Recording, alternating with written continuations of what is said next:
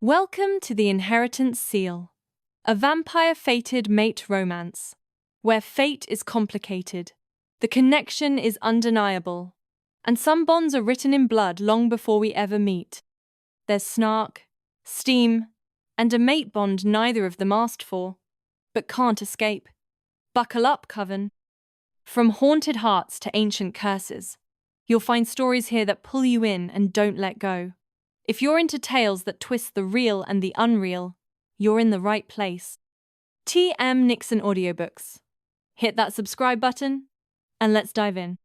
The coffee shop was alive with the rhythm of quiet conversation, punctuated by the occasional hiss of steaming milk and the soft clatter of porcelain on saucers.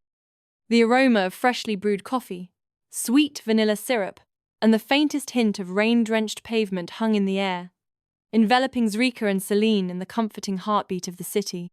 Zrika's long, slender fingers tapped an impatient staccato against the side of his ceramic cup, the silver rings he wore glinting softly in the ambient light. His black coffee had grown cold and untouched, a testament to his preoccupation. Across from him, Celine's dark red curls bounced as she animatedly recounted a recent encounter with a particularly obstinate young vampire. And then he had the audacity to tell me he could walk in the sun because his bloodline is special. She snorted, shaking her head. I should have let him try. It would have been a valuable lesson in evaporation. Zrika's lips quirked in a faint smile, but his thoughts were elsewhere. A strange tension had settled in his gut, a prickling awareness that made his senses hum. It was as if the air itself crackled with the promise of a storm, and he couldn't shake the feeling that something monumental was about to happen. The door chimed cheerily as it swung open, drawing Zrika's attention. A woman stepped inside, her presence a palpable force that seemed to silence the room. Her eyes burned with the fire of a tempest, a swirling storm of anger, betrayal, and a strange, indefinable emotion that tightened Zrika's chest in a visceral reaction. He straightened in his seat, his pulse kicking up a notch in a way that it hadn't in centuries. What's wrong? Celine asked, her brow furrowing in concern. Zrika didn't respond. His gaze was locked on the woman as she strode through the coffee shop, her every step a declaration of intent. Her scent hit him like a tidal wave, a heady blend of jasmine and wild honey, tinged with the faintest hint of salt from fresh tears. His throat went dry as he dragged his gaze away from her, only to find her target, a man seated at a table in the corner, his arm draped possessively around a brunette who clung to him like a limpet. The raw, unvarnished betrayal etched on the woman's face was impossible to miss, and Zrika felt an inexplicable urge to comfort her, to shield her from the pain that threatened to drown her. I can feel her, Zrika murmured, his voice low and rough with disbelief. Her energy, it's like she's a part of me, but I've never seen her before. Celine's playful smirk faltered, her attention sharpening. Feel her? Z, you don't just feel humans. That's not how this works. He shook his head, raking a hand through his striking white hair. It's not just a feeling. It's like I've known her 1,000 lifetimes, but this is the first time I'm laying eyes on her. Calista, as he come to learn. He strained to catch her, words confronted the man, her voice cracking with the weight of her emotions. Jack, what is this? What do you think you're doing? Jack, the man in question, looked like a cornered animal, his eyes darting around the room as he sought an escape. Calista, come on, don't make a scene. Don't make a scene? Callista's laugh was sharp, bitter. You're sitting here, tangled up with someone else, and I'm not supposed to make a scene? The brunette tried to slip away, but Callista's raised finger stopped her in her tracks. Her eyes never left Jack as she delivered a scathing set-down, her words cutting through the air like a knife. You're overreacting, Jack said, loud enough now to draw glances from nearby tables. It's not what it looks like. You're holding her hand, Jack. Her voice trembled, the edges fraying. You've been lying to me, haven't you? Jack scoffed, leaning back like she was nothing more than a pesky fly buzzing around his perfect day. God, you're so dramatic. I told you we were casual. Casual? Her chest heaved as her world crumbled, brick by brutal brick. You told me you loved me. That's on you for believing it. His words were ice. He looked at her like she was something he could scrape off his shoe. Zrika watched, transfixed, as the scene unfolded before him. His hands clenched around his coffee cup, his jaw tightening as a primal urge rose within him, a need to protect, to comfort, to tear Jack apart for causing such pain to this incredible, fierce woman. But Calista didn't need his protection. No. This woman, his woman, straightened her spine, fire igniting in her eyes as she faced down her betrayer. We're done, she hissed, her voice cold and lethal. I'll toss your things into the street. Don't bother coming to claim them, they'll be trash by then. And don't you ever appear before me again. Jack's face twisted, a sneer that crumbled as Calista turned away, her boots hitting the wooden floor with the finality of a judge's gavel. As she passed Rika's table and headed out the door, her scent washed over him again, sweet and sharp and utterly intoxicating. And then, just for the briefest flash, a glowing sigil shimmered on her wrist, a mark ancient and sacred, burning faintly before fading beneath her skin. Did you see that? Zrika rasped, his voice thick with disbelief. Celine's sharp intake of breath was all the confirmation he needed. The mark. Zrika shot to his feet, his chair scraping loudly against the floor. She's mine. Celine caught his arm, her expression grave. Careful, Z. Fate doesn't play fair. His fangs ached, his entire being thrumming with the knowledge, the certainty that his life had just been irrevocably changed. The pull he felt towards Calista was undeniable, a force as unstoppable as the tide. And she had no idea. Not yet. But he'd already found her. Fate had made its choice. He would make sure she never faced it alone. Because his choice was her. The night air slicked against Rika's skin like velvet, cool and damp, laced with the lingering scent of rain and city smoke. A symphony of urban sounds enveloped them. The distant wail of a siren, a lonely saxophone spilling from a dimly lit bar, the rhythmic whoosh of tires on wet asphalt, and the muffled throb of a bass line from a passing car. The streetlights painted the sidewalks in pools of gold, and distant traffic hummed like a restless heartbeat beneath the city's skin. He and Celine trailed her at a careful distance, their footfalls silent, their presence ghost-thin. Vampires could blend, disappear into the edges of the world when they wanted to. Tonight, Zrika wanted nothing more than to remain unseen but impossibly close. I still don't get it, Celine murmured, her crimson curls pinned beneath the hood of her coat. You're certain she's human? Zrika's eyes stayed locked on Calista, ahead of them the gentle sway of her hips, the weight of sadness dragging at her shoulders, the stubborn tilt of her chin as she stalked through the streets. His every sense was attuned to her, drawn to her, as though fate itself had dropped an invisible tether between them. He felt the echo of her heartbreak like a phantom limb, a dull ache in his own chest. She's more than that. His voice rasped, like gravel dragged across stone. She's the part I didn't know I was missing. Celine shot him a sidelong glance, skeptical but not dismissive. You don't even know her, Z. Not yet. His mouth curled into something like a smirk, though his chest ached far too much for it to hold. The smirk felt brittle, a mask against the raw empathy that threatened to overwhelm him. Ahead, Calista lifted her phone to her ear. Her words drifted back to them, soft but clear in the hush of the night, each syllable laced with a pain that resonated deep within Zrika. Yeah, I caught him, she said, her voice quivering with forced bravado. There was a tremor in her tone that betrayed her false confidence. You were right. He acted like I was the crazy one. Zrika's jaw tensed. Her pain rippled through the air like a living thing, and he wanted nothing more than to wipe it from her memory, to crush the man who dared to make her feel small. The thought ignited a spark of possessive rage within him. Yeah. He said we were casual.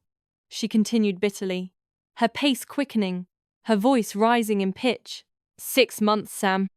6 months of his games, and I didn't see it. God, I'm such an idiot.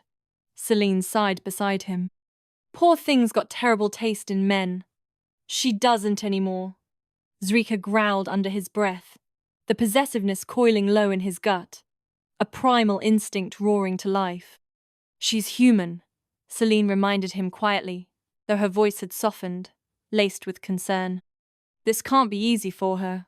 Fate doesn't care what's easy, Zrika said, watching as Callista's steps faltered near a quiet street lined with iron fences and the dark hush of sleeping houses. And neither do I. He saw the way she hugged herself tighter, as if trying to contain the explosion of emotions within. Callista's voice cracked over the phone, brittle and broken, like shattered glass. Yeah, well, it's over now. He can rot in hell for all I care. Her voice was strained, the words forced through clenched teeth. There was a silence as she listened to her friend's reply.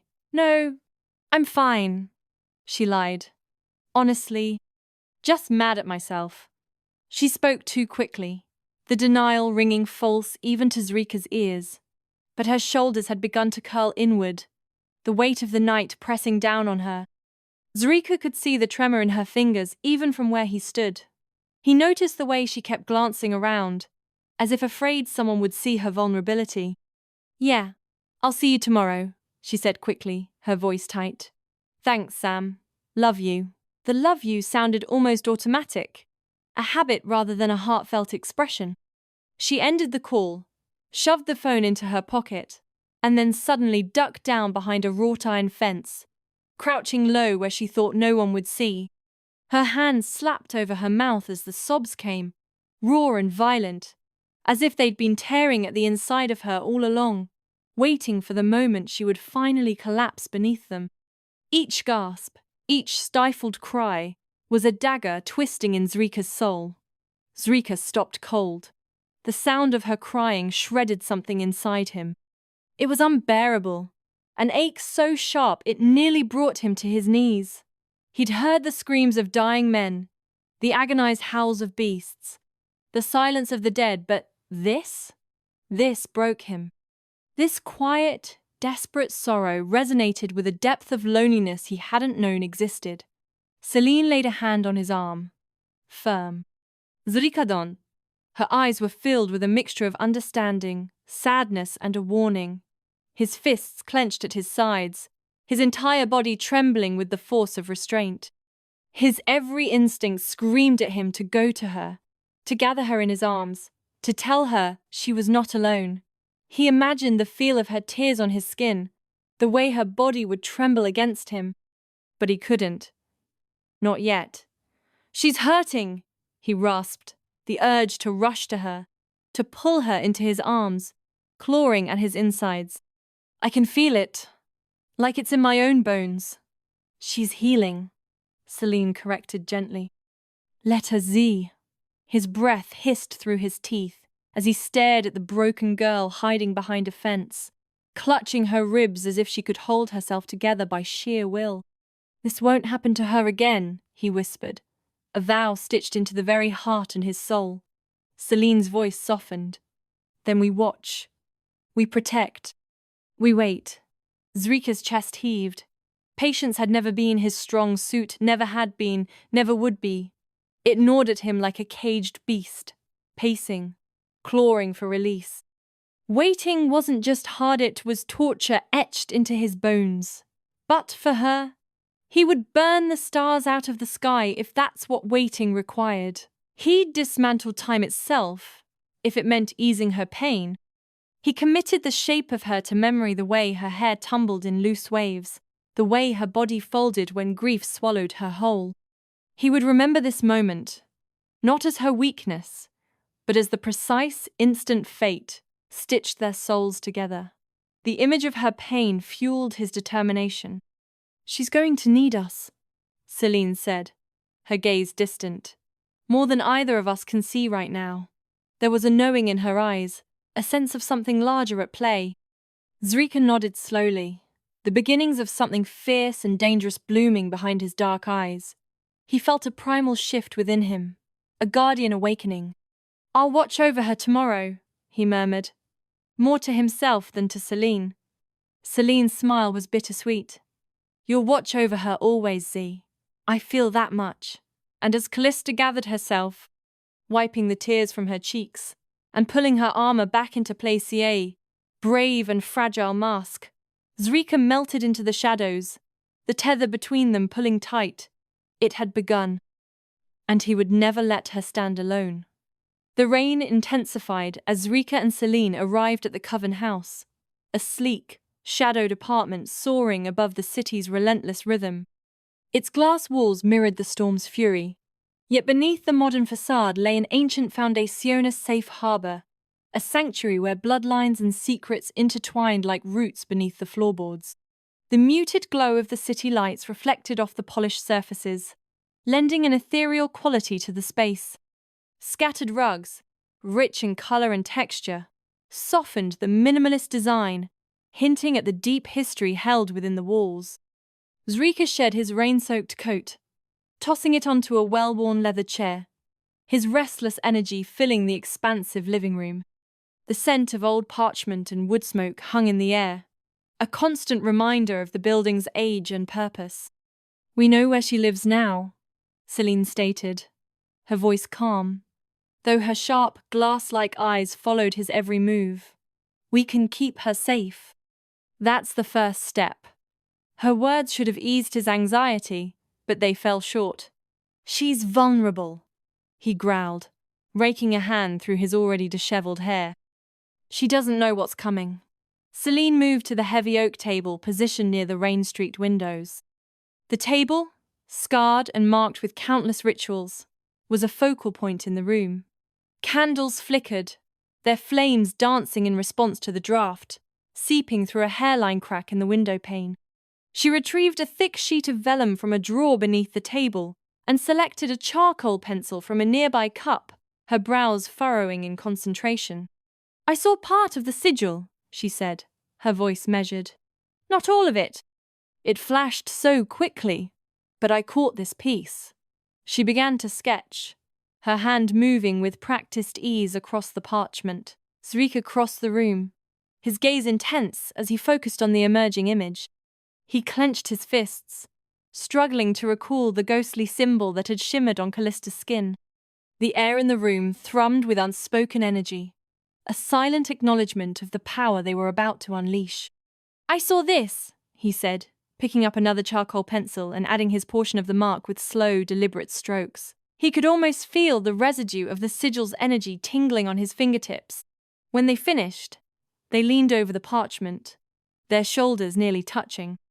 The lines remained incomplete, two fractured halves of something far more intricate, far more dangerous than either of them had initially anticipated.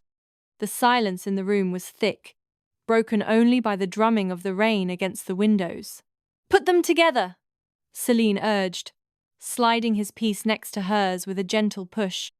The instant the edges aligned, the combined sigil flared on the page, glowing faintly with threads of silver and green, pulsing with a hypnotic rhythm that resonated deep within their bones. The air crackled with raw power, and the scent of ozone filled the room. Zrika's pulse hammered in response. "I've seen that before," he breathed, his voice barely a whisper. "But I don't know where." The image flickered at the edge of his memory, tantalizingly close but just beyond his grasp. Celine's voice was low, almost reverent. "This isn't just a binding mark. It's ancient, older than our coven, older than most bloodlines." She traced one of the lines with a trembling finger, his jaw clenched, his frustration mounting. "What does it mean?" Selena was already rifling through the coven's grimoire's ancient tomes stacked haphazardly on the shelves lining one wall. The shelves themselves were crafted from dark, gnarled wood, their surfaces worn smooth by countless hands. The books were a testament to the coven's long and storied history, each one a repository of arcane knowledge and forgotten lore. She whispered as she searched, her fingers dancing across the faded symbols emblazoned on the spines. We've crossed paths with destiny marks before, she said, not looking up. But this isn't fate's calling card. It's not protection, either. This is a tethering sigil. A binding, but not by blood or choice. It's meant to lock something or someone in place. Zrika's heart kicked against his ribs, a mixture of thrill and terror coursing through his veins. He struggled to reconcile the prophecy with the reality of Calista, a woman who seemed so ordinary, so fragile. She's walking blind, he muttered, almost to himself, like saying it out loud made it worse. I know. Celine's gaze flicked up, her expression serious. And there's something else. I've seen this symbol in the forbidden texts. It's not just a tether mark Zeet's targeted. Zrika's stomach turned to stone, a cold dread settling in his gut. A target? His voice was a low growl, a warning rumble that echoed in the room. Those marked by this sigil carry old magic. Bloodlines that were supposed to have died out centuries ago. Celine's eyes darkened, reflecting the flickering candlelight. There are those who would kill her just to keep that magic behind the sigil buried. A feral possessiveness surged through him, sharp and violent. He imagined those who would dare to harm her, and a cold fury ignited within him. No one will touch her. His voice was laced with a primal protectiveness, a promise, and a threat all in one. I know, Celine said softly, her gaze unwavering. That's why we're going to have the Coven Witch ward her apartment. She'll sense that. Zrika knew Calista wouldn't take kindly to discovering a magical presence in her home. Celine's lips twitched in a sly smile. Only if we want her to. Zrika crossed his arms, his mind racing. He trusted Celine's judgment, but he couldn't shake the feeling that they were walking a dangerous line. Do it tonight. I want her protected while she sleeps. The thought of Calista vulnerable and alone sent a shiver down his spine. Celine nodded, already reaching for her phone. I'll call Marlowe. He's good with veiled wards. She won't even know it's there unless someone tries to break it. As she dialed, her eyes met Zrika's across the room, a silent understanding passing between them. Their bond as siblings ran deep, forged in shared experiences and unwavering loyalty. They were each other's confidants, each other's protectors. Zrika's gaze drifted toward the rain-streaked window, his mind already pulling him back toward Calista. He replayed the image of her crouched behind that fence, her shoulders shaking as she sobbed, and the memory gnawed at him, clawed at the ancient places in his soul where compassion had long ago turned to dust. But for her, it was rebirth, a flickering flame in the darkness. She's strong, Celine said, watching him carefully. She survived him. She'll survive what's coming. Zrika's jaw tensed, his fists clenching at his sides. Not alone. He would make sure of that. Celine's eyes softened, but her voice remained firm. You have to be patient. You have to let her find her way to you. His gaze hardened, a flicker of defiance in his eyes. I'll give her space. He knew he had to tread carefully to avoid overwhelming her with the intensity of his feelings. Celine smirked knowingly. But you'll watch her anyway. Every second. He couldn't help it. He needed to know she was safe. Celine's laughter was soft, almost wistful. You're so predictable when you're in love. I'm not, he started, but the words died in his throat, hollow and false. He knew he was lying, and so did she, because he was, and he always would be. Fated or not, there was no turning from this now. He was bound to her, whether she knew it or not. The sigil pulsed faintly on the table between them, glowing like a silent promise, a dangerous secret. Somewhere in the city, Calista slept beneath a sky thick with storm clouds, unaware that ancient magic hummed in her blood, unaware that dark forces would soon come sniffing after her, unaware that she was already claimed. But Zrika knew, and he would be there when the storm broke, when the shadows crept closer. When destiny came knocking, he would be the one standing between her and the dark. Because she was his, and fate had made sure of it. Marlowe had never been one to waste words. That was why Zrika and Celine trusted him. The coven's resident witch didn't dabble in spells for fun or spin, pretty rituals for the sake of tradition. No. Marlowe dealt in necessity, the blood-soaked kind. The kind that left stains no magic could wash away. When Celine called, Marlowe didn't ask questions. He simply said, "Where?" And now, here he was, perched on the steps outside Calista's apartment building just before midnight, the scent of the city's damp asphalt curling around him as he unpacked the small leather satchel of his tools. Inside nestled carefully chosen components: chalk made with graveyard dust, iron filings blessed under a waning moon, vials of purified salt, and candles carved with protective symbols. Each item hummed with a subtle energy, waiting for his touch to awaken their purpose. He glanced up at the window he'd marked as hers. No lights. She was asleep. Good. The protection ward he was about to cast was a delicate one, subtle, threaded through the cracks of the building's bones, woven into the brick and mortar like ivy. She would never feel it, never sense the hum of magic lace through her walls, not unless someone tried to break the seal. It was a ward of concealment and vigilance, designed to alert him to any intrusion, magical or otherwise. Marlowe worked quickly, his movements economical and precise. He began by drawing sigils in chalk along the base of the exterior walls, each stroke deliberate, channeling his intent. As he drew, he whispered old words that rasped against his throat, a forgotten tongue that vibrated with power. He felt the energy thrumming beneath his fingertips, the earth itself responding to his call. Then, he brushed salt and iron shavings into the cracks between the stones, whispering binding incantations as he worked. A faint shimmer licked along the edges of the stone as the magic caught, sealing itself into place. A web of protection spun around the building. But then something shifted.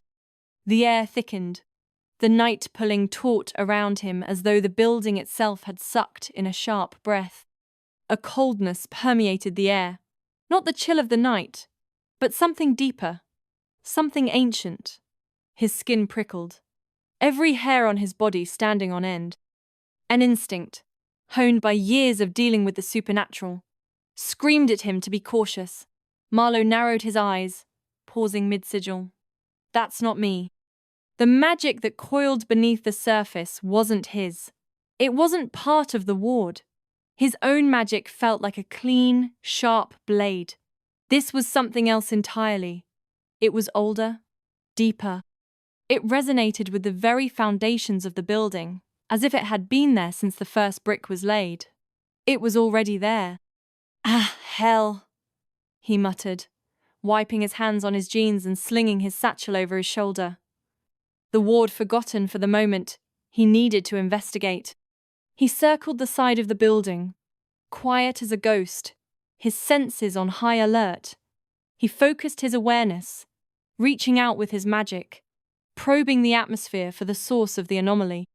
He crept toward her window, the one cracked open just slightly to let in the breeze.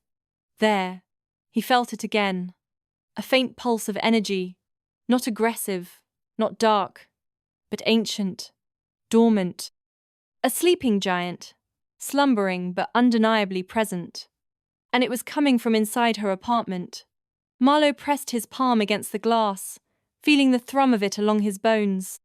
The vibration was subtle, almost imperceptible, but he was attuned to such things. His breath fogged the pain. For a moment, he closed his eyes, focusing, listening to the signature of the magic. He reached with his mind, carefully probing the energy, trying to decipher its purpose, its nature. His pulse skipped. Not a hex, not a curse. He could recognize those easily. The sickly taint of malice, the sting of ill intent. This was different. A seal, a powerful one, designed to lock something away, to contain, to suppress, to hide. The implications sent a shiver down his spine. Marlowe exhaled slowly, drawing his hand back, his mind racing. The seal pulsed with restrained power, A silent guardian protecting a secret. What was it hiding? And why was it attached to her? Zrika's gonna love this, he muttered, already turning on his heel. He knew, with a certainty that settled deep in his bones, that this was far bigger than a simple protection detail. He needed to tell them. Now. Zrika's boots slammed against the floor as he stalked into the Coven House's study, his frustration already boiling over. The air crackled around him, raw and untamed, reflecting the storm brewing inside. "You said you'd ward her," he snapped, pacing like a caged predator. "That was the whole point, Marlowe." Marlowe, seated cross-legged on the worn leather couch, popped a roasted almond into his mouth with infuriating calm. "I did ward her. She's safe." Zrika's eyes burned. "Then why the hell did you call me back in the middle of the night?" Celine, perched on the arm of the couch, cut in. "Because he found something else." "Didn't you, Marlowe?" Marlowe smirked around the almond and gestured lazily. "Look, I don't rattle easily. You know me. I've seen some nasty bindings. Blood curses. Soul snares. This wasn't like that." Zrika's arms folded across his chest, his jaw ticking. "Spit it out." Marlowe wiped his hands on his pants and leaned forward. "There's an old seal on her apartment. Embedded in the structure. I'd guess it's been there for centuries. It's subtle, buried deep, but it's tied to her." Celine's brow furrowed. "A seal? On her? What kind?" Marlowe's expression finally turned serious. "The kind that locks away blood magic. Heritage stuff. Hidden power." Zrika stilled, the weight of those words crashing over him. "You're saying she's not just human. She thinks she is." Marlowe shrugged. "But I'm telling you there's something dormant in her bloodline. Something that's been sealed to protect her, to keep her from discovering it." Celine's eyes glinted, sharp and calculating. "Why would someone seal her lineage? That's not something witches just do." "Unless the bloodline was dangerous," Marlowe supplied. "Or hunted," Celine added, her voice dropping. Marlowe pointed an agreeing finger at Celine. Zrika's fists clenched at his sides. The pieces were shifting now, clicking into place, rearranging the way he saw her, the way he understood the pull between them. An image flashed through his mind. A vision of Calista surrounded by darkness, her eyes blazing with unknown power. "She doesn't know," he said, low and certain. "She's walking around with this buried magic inside her, and she's got no idea." Marlowe nodded. "That's the vibe I got. It's sleeping, but not for long." "What do you mean?" Celine asked. Marlowe's mouth twisted. "Seals like that? They weaken over time. They're not permanent unless they're maintained. And no one's touched this one in decades. Maybe longer." Zrika's heart hammered, cold realization creeping in. It's starting to unravel. Marlowe's gaze flicked to him, grim. "Yeah, and when it does, whatever's been hidden is going to come roaring to the surface. And trust me, someone is going to feel it." Celine cursed under her breath, pushing off the couch. "So she's got a target on her back and latent power? Great. This just keeps getting better." "We have to tell her," Zrika said, his voice steely with purpose. Celine shot him a look. "We can't just walk up to her and dump all this on her lap. She deserves to know. She deserves to trust you first." That stopped him. His frustration warred with his protectiveness, both primal, both equally loud. He knew Celine was right, but the thought of Calista oblivious to the danger lurking within her made his blood run cold. Celine's voice softened. "If you tell her now, she'll think you're crazy. Or worse, she'll think you've been stalking her." Marlowe snorted. "I mean, he has." "Shut up," Zrika growled. Celine crossed her arms, leaning into the quiet power she always carried when she was right. "She needs to come to you. You can't shove her into this." Zrika's gaze darkened, but his nod came slowly. Reluctantly, he hated the idea of waiting, of letting her remain unaware, but he knew that forcing her would only push her away. "Then we watch," he said. the weight of the decision anchoring him. We stay close. We make sure no one gets near her. And when the seal breaks? Celine asked. His smile was sharp, cold, and unflinching. Then she'll understand why I've been here all along. Marlowe leaned back with a sigh. You know, most vampires ease into the whole fated mate thing. You just jumped right off the cliff.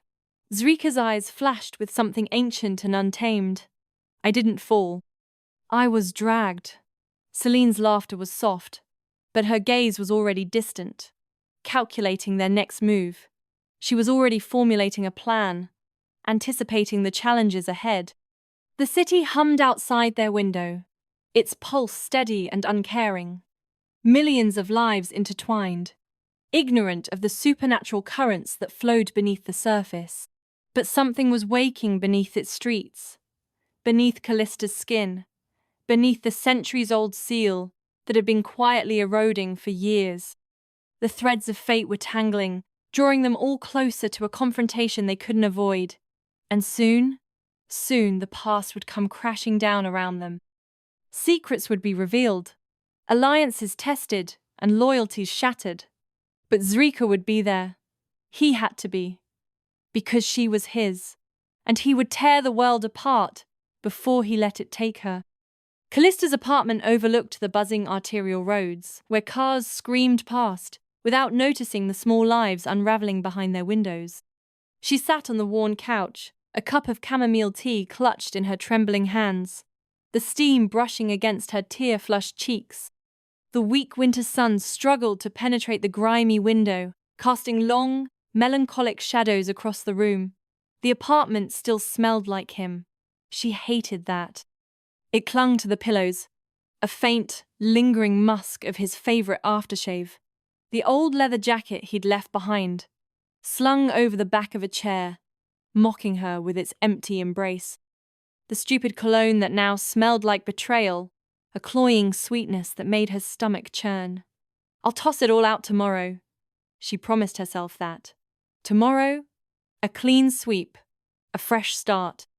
But tonight, she sat in the quiet, the ticking of the cheap clock on the wall, the only sound besides the distant city hum.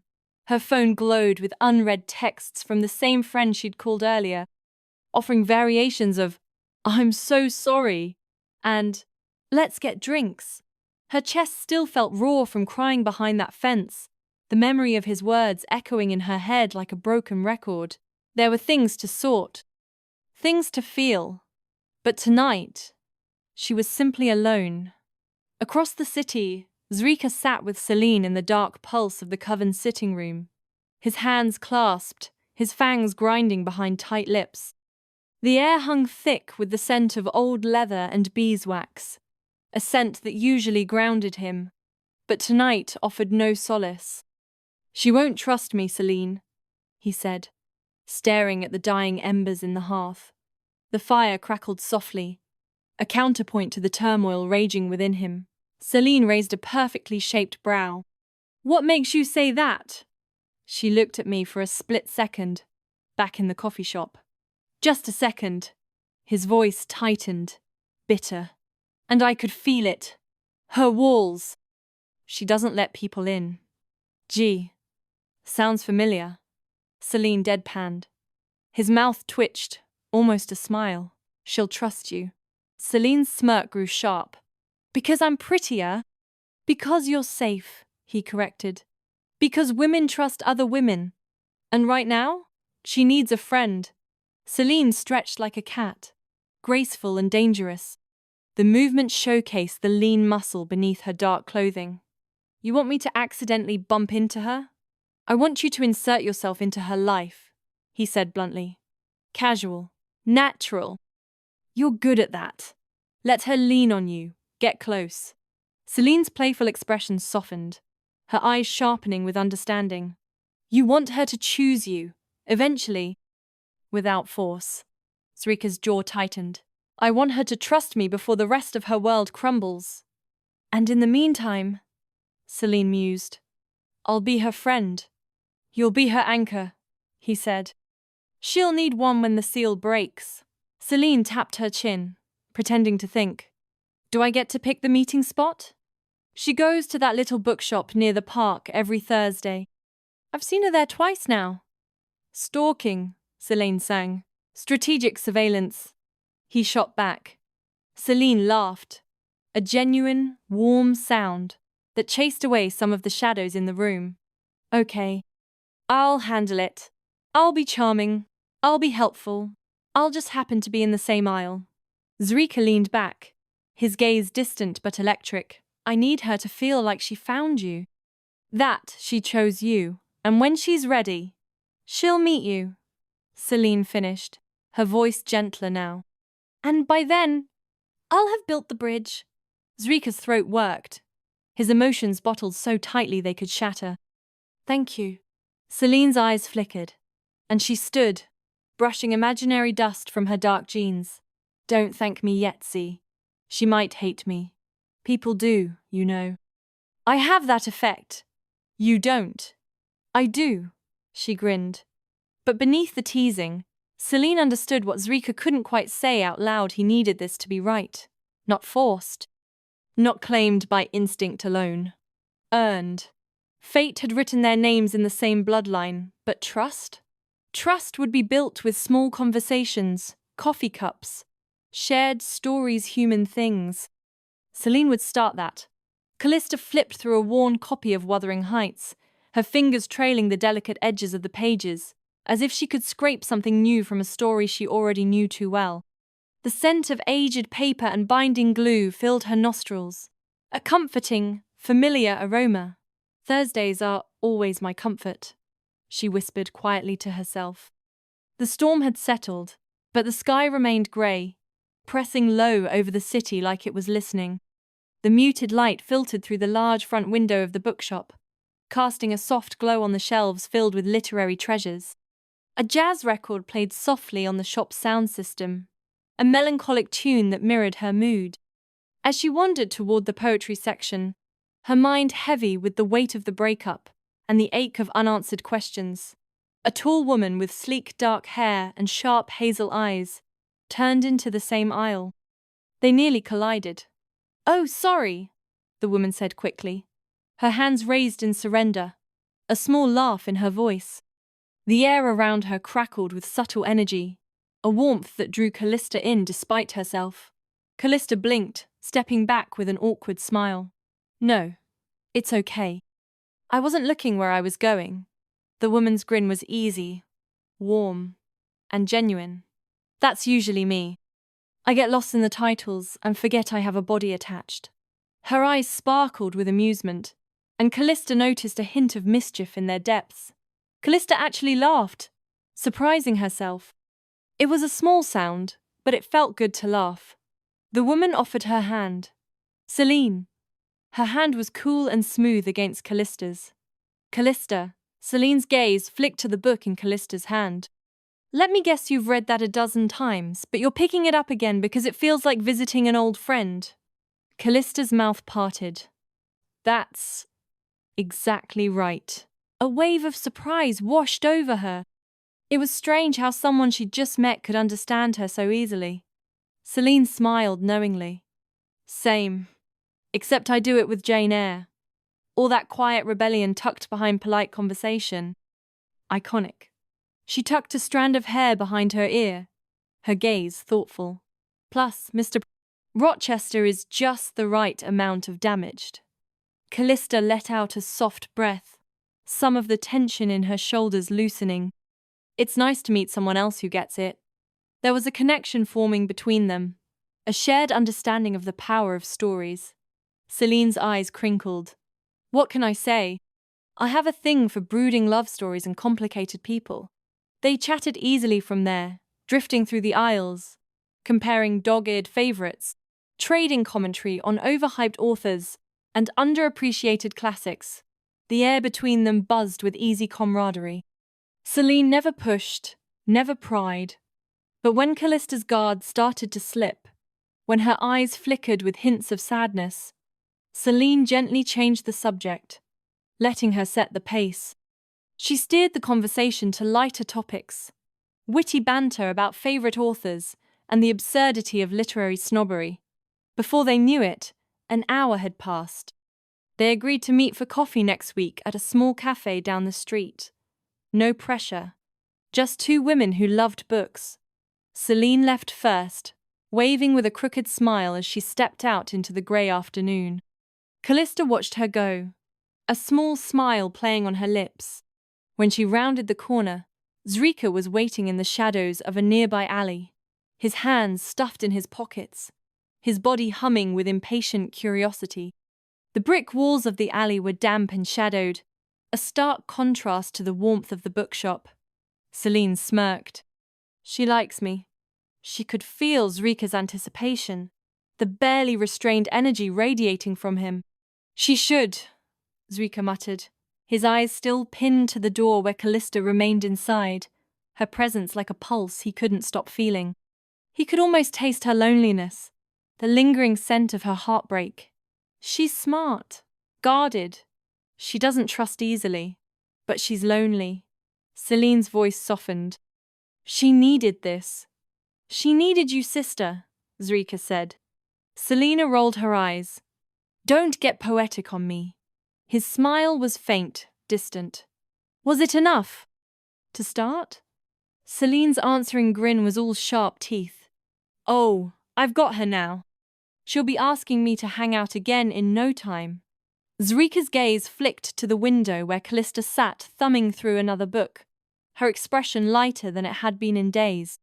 The tension in his shoulders eased slightly. For now, he would watch from afar. For now. But soon he would step from the shadows. And when he did, he hoped she would trust him the way she now trusted Celine. Because Zrika had patience. He could wait. He had waited lifetimes. But his heart had already crossed that distance. And there was no going back. The tiny coffee shop on East Vale Street wasn't a cracked neon sign buzzing with a life of its own.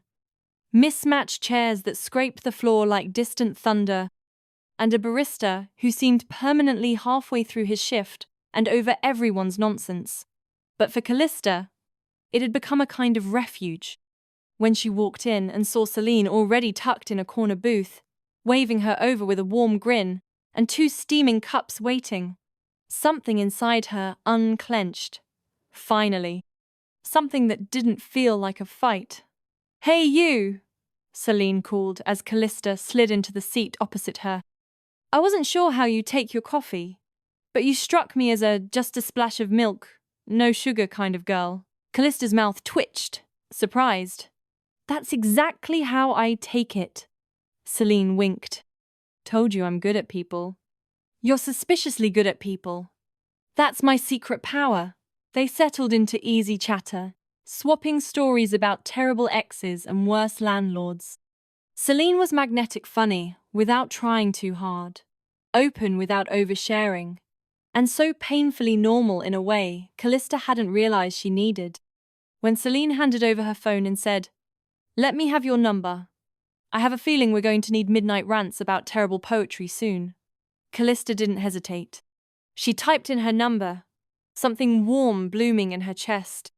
By the time they left the cafe, they had agreed on one immutable rule of friendship.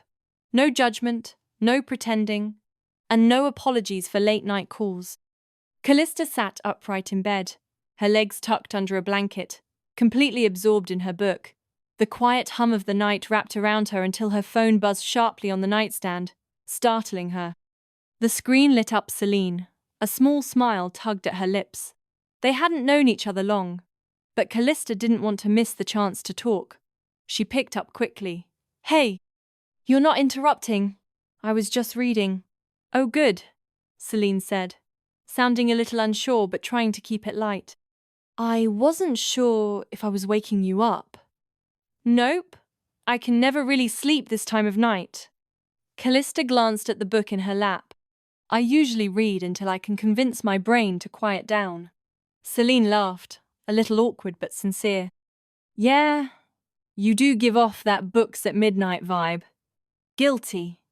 Calista shifted, sitting a little straighter. But I don't mind taking a break. There was a pause. Then Celine's voice softened, almost testing the waters. Wanna talk? Or should I just serenade you with my terrible singing voice? Calista smiled into the phone, settling warmth in her stomach. Actually, yeah. I kinda need to talk. There was a pause, a quiet shift. Celine's voice softened. What's up? Calista hesitated, picking at a loose thread on her blanket. It's probably nothing. I mean, it's definitely nothing. But even as she said it, her gut twisted. It's just weird stuff, the last few days. Celine hummed, a sound that said, I'm listening. Calista fiddled with the edge of her blanket, launching into the earlier events. Like, my bathroom mirror fogged up the other night, but when I wiped it clean, there were these, I don't know, shapes, symbols, like something had been drawn into the glass, but I live alone. I thought maybe it was just old streaks or something. As she spoke, her voice wavered, fear creeping in with each detail. Celine's pulse ticked up, but her voice stayed calm. What kind of shapes? Calista exhaled, frustrated. I don't know. Not letters. Not anything I recognized. They were gone in seconds. It was probably just my imagination. She added the last part quickly, as if trying to convince herself as much as Celine. And this isn't the first thing, Celine prompted gently. No. Last week, I walked into my apartment and the TV was on, but I swear I turned it off before I left. It was playing static, just full screen, white noise. I figured maybe it was a glitch, or a power surge. But then I came home from work 2 days ago and the front door was unlocked. Callista's voice dropped, the confession almost a whisper. Celine's stomach turned cold. Did you call anyone? The police? I thought about it, I really did. But nothing was missing. No sign of forced entry. I convinced myself that maybe I just forgot to lock it. Maybe I'm just losing it. Callista's voice cracked slightly. It just feels wrong. Like I'm being watched or something. Celine didn't push. Not yet. Hey, it's okay. I understand. That's weird. Yeah. But maybe you're just a little rattled with everything going on. Your ex, the breakup, the stress. Calista gave a soft, humorless laugh. Yeah, maybe. That's probably it. I'm just letting my anxiety get the best of me.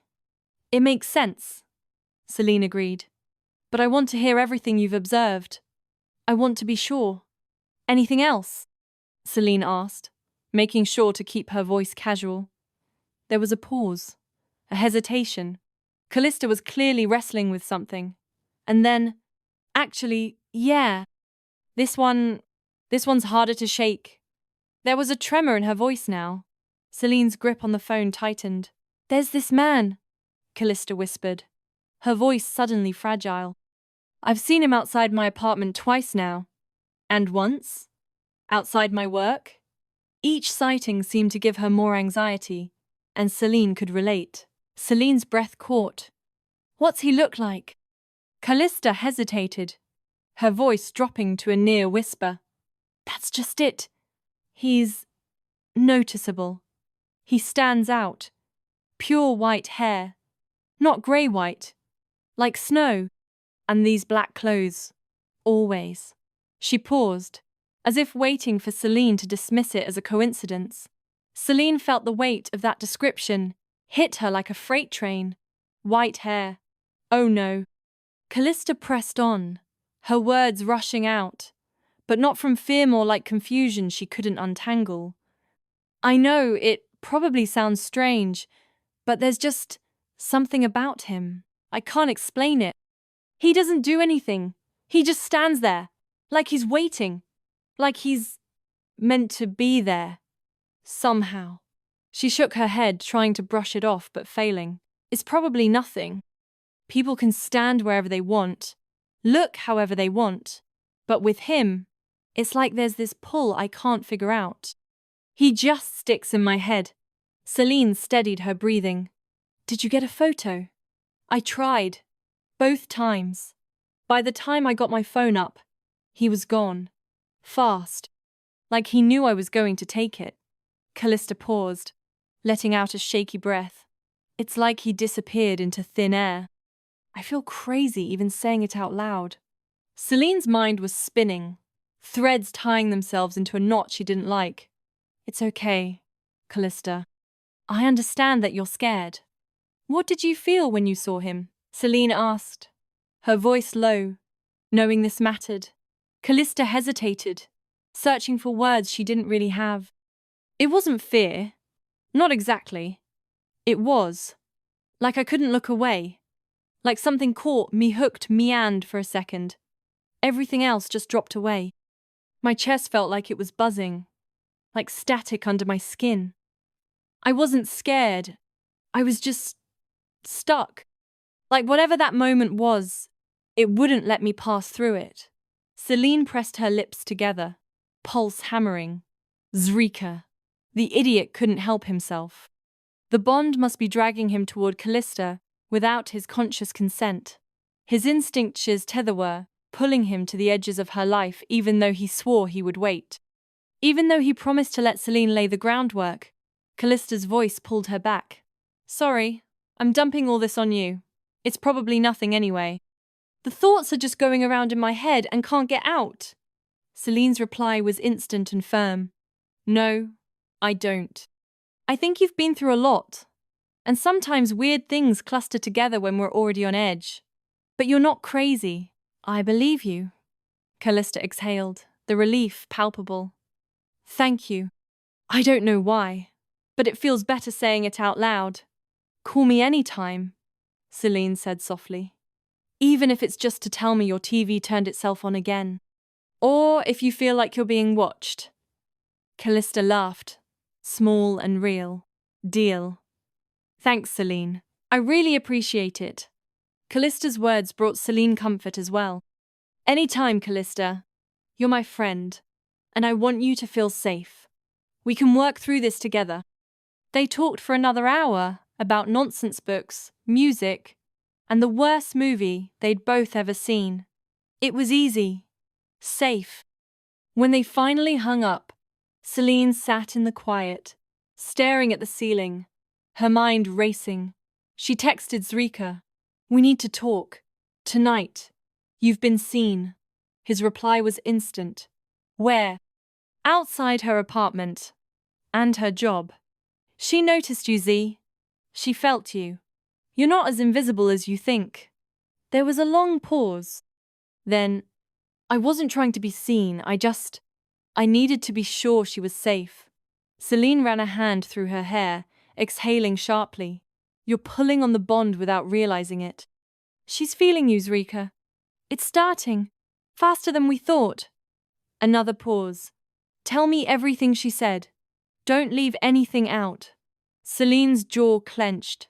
Tomorrow, face to face. You need to understand how deep this is already running. When no reply came, Celine's heart squeezed. She knew where he'd be tonight, lurking in the shadows of Callista's street, watching over her like a phantom, torn between instinct and restraint. She's not ready for you yet, Celine thought, as she stared at her dark phone screen. But you'll be in her life soon enough. Fate's not waiting. The Coven House's library was always quiet this time of night, except for the soft hiss of the rain against the wide glass windows. Books towered in precarious stacks, the air thick with the sweet, aged scent of parchment and candle smoke. Zrika paced, the soles of his boots whispering over the worn rug as Celine flipped through an ancient grimoire sprawled across the table. So, let me get this straight, Zrika muttered, raking a hand through his white hair. You've been having nightly calls with her, and you didn't think to tell me sooner?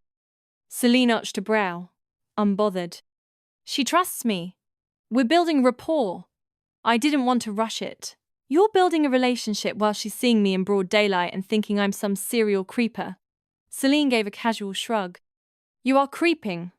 So technically, she's not wrong. Zrika shot her a warning glare, but she only smirked, clearly enjoying his frustration. You're supposed to be helping me manage this bond, he growled, pacing faster now. Not feeding it behind my back. Celine gave a lazy shrug, leaning into her chair as if she had all the time in the world. It's not like I can parade around telling people we're siblings, Z. Zrika paused mid-pace, his white hair falling into his eyes. Yeah? Why not? She shot him a dry look. Seriously? Because vampire siblings are dangerous. You know this. Dangerous to who? In this day and age? He scoffed. To everyone, she deadpanned. You think people forgot the blood wars? Sibling bonds, they terrify the old covens. Too much power, too much loyalty. Vampires with shared blood? Unbreakable. Zrika crossed his arms, annoyed but knowing she was right. It's archaic. We're not in the Dark Ages anymore. Surely some things have changed. Have they? Celine asked, her voice laced with cynicism. We're creatures of the night, Z. Suspicion and fear are woven into our very existence. Change comes slowly, and when it comes to power, it's usually stained with blood. She tapped a long, elegant finger on the grimoire. The old ways still hold sway. They might be whispered instead of shouted, but they're there. Zrika ran a hand through his hair again, then began to pace again. So what? We're supposed to just keep pretending we're coven mates forever. Yep. She flicked her wrist with a smirk. It's the only way to keep the peace, especially here. The city's full of prying eyes, and no one needs to know that if someone comes for me, you'll burn the entire world to ash without hesitation.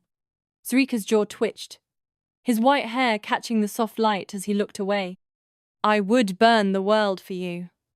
I know. Celine's grin softened, real and a little proud. That's the problem. She sighed softly, and the grin dropped. There's power in our bond, Z. A level of connection that others can only dream of. It's a heady thing for those who are jealous of our power. The knowledge that we would erase everything for the other. But it's that intensity that makes it so feared. Covens are built on hierarchy, on control. What happens when two individuals are so intrinsically linked that they defy that structure? He sighed, dragging a hand through his hair, frustration and affection tangling inside him. It's a stupid rule. Yeah, but we've outlived stupider ones. Zrika let the moment sit between them, the weight of centuries pressing down. Still, you'd think in all these years someone would have rewritten the book. They did, Celine said, flipping a page in the grimoire. And the book burned. More than once, I'd venture. Zrika added, a somber look in his eyes. The history of sibling covens is written in ashes and blood. Remember the Romanian twins? Their coven controlled half of Europe for a century, then imploded when they turned on each other. Or the Lyonesse sisters. They drained an entire village dry before they were finally stopped. Their power was undeniable, but it was also unstable, a powder keg waiting for a spark.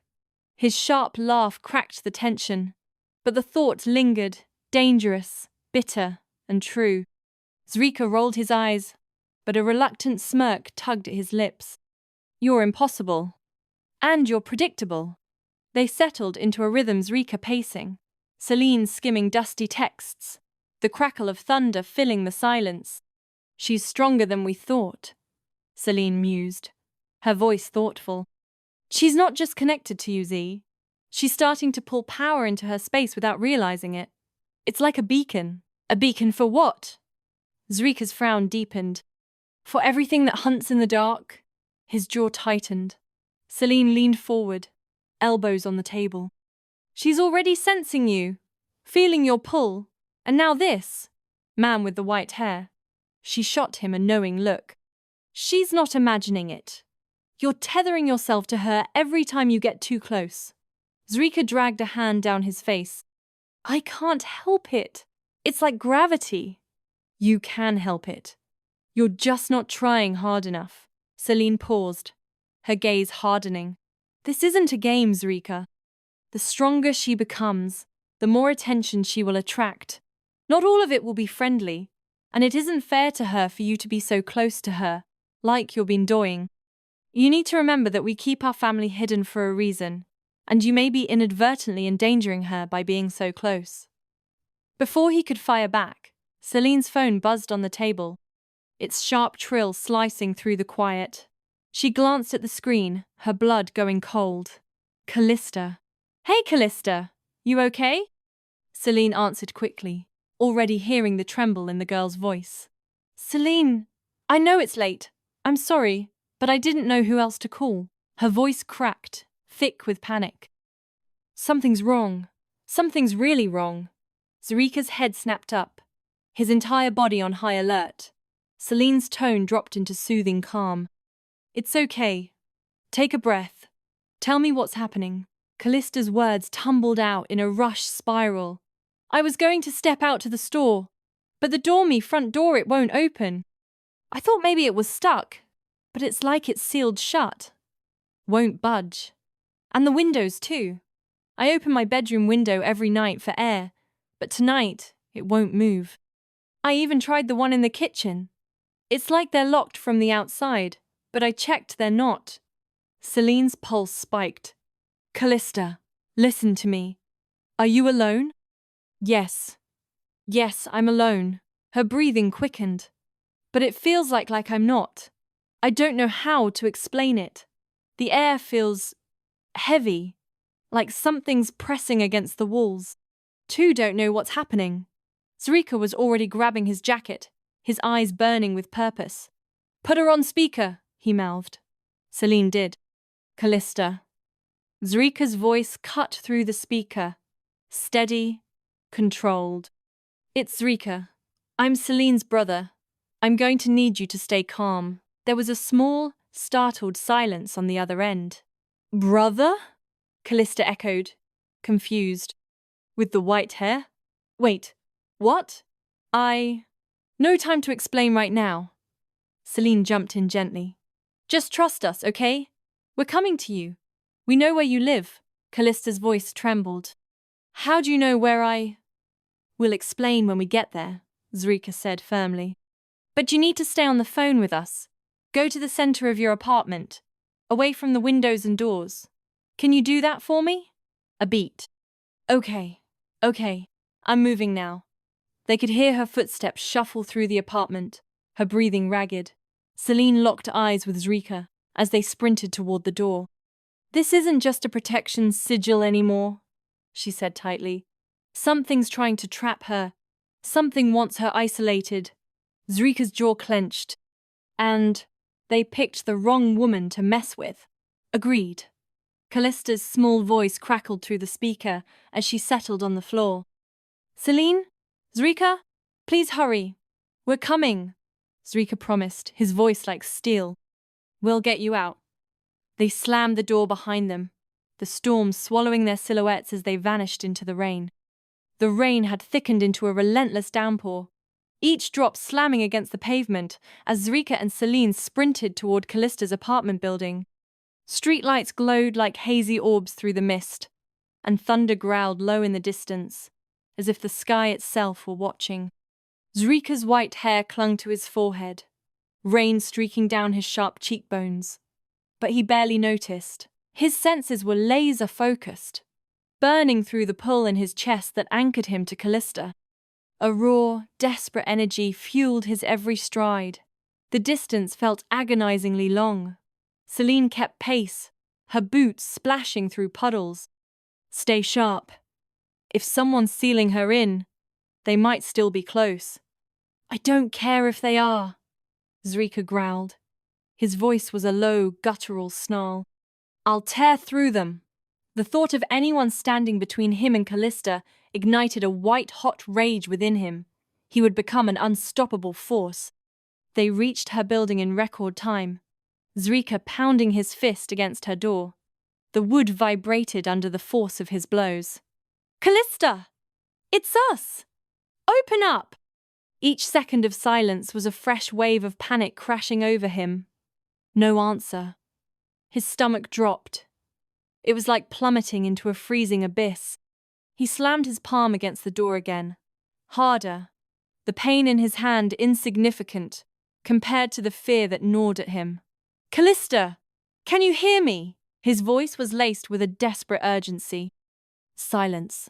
A suffocating, ominous silence that screamed louder than any alarm. Celine was already circling to the side window, her breath fogging the glass as she peered inside. Zrika! Her voice wobbled in a way that rarely happened. A shiver of dread ran down his spine. Come here. Now. Zrika was at her side in a flash, bracing one hand against the window as he looked in. The normalcy of the rain streaked glass offered no comfort. His blood went ice cold, freezing him from the inside out. The image that burned into his retinas defied logic, defied everything he thought he knew. Calista was suspended midair in the center of her living room, her body limp, head tilted back at an unnatural angle, eyes closed as if in a trance. A pale green light pulsed around her, glowing in slow, steady waves, like a malevolent heartbeat. Beneath her, etched into the floorboards with terrifying precision, was a sigil. The air around it thrummed with an unseen power, prickling his skin. Not just any sigil, the same one they'd seen flash on her hand, a fleeting and confusing glimpse. But now, it was complete, whole, alive. The lines glowed with an eerie luminescence, casting grotesque shadows that danced across the walls. And it wasn't protecting her. It was a cage. It was holding her hostage, stealing her breath. Zrika's breath snarled out between his teeth. He felt like a trapped animal, desperate to break free. What the hell is this? Celine's eyes scanned the room with mounting horror, desperately searching for any sign of a rational explanation. Don't know. I've never seen a binding like this. It's not just locking the doors, it's sealing her inside her own space. Like a prison, each word was a hammer blow to Zrika's hope. She's not moving. What if? What if it's draining her? The thought choked him, a wave of nausea rising in his throat. Don't say that.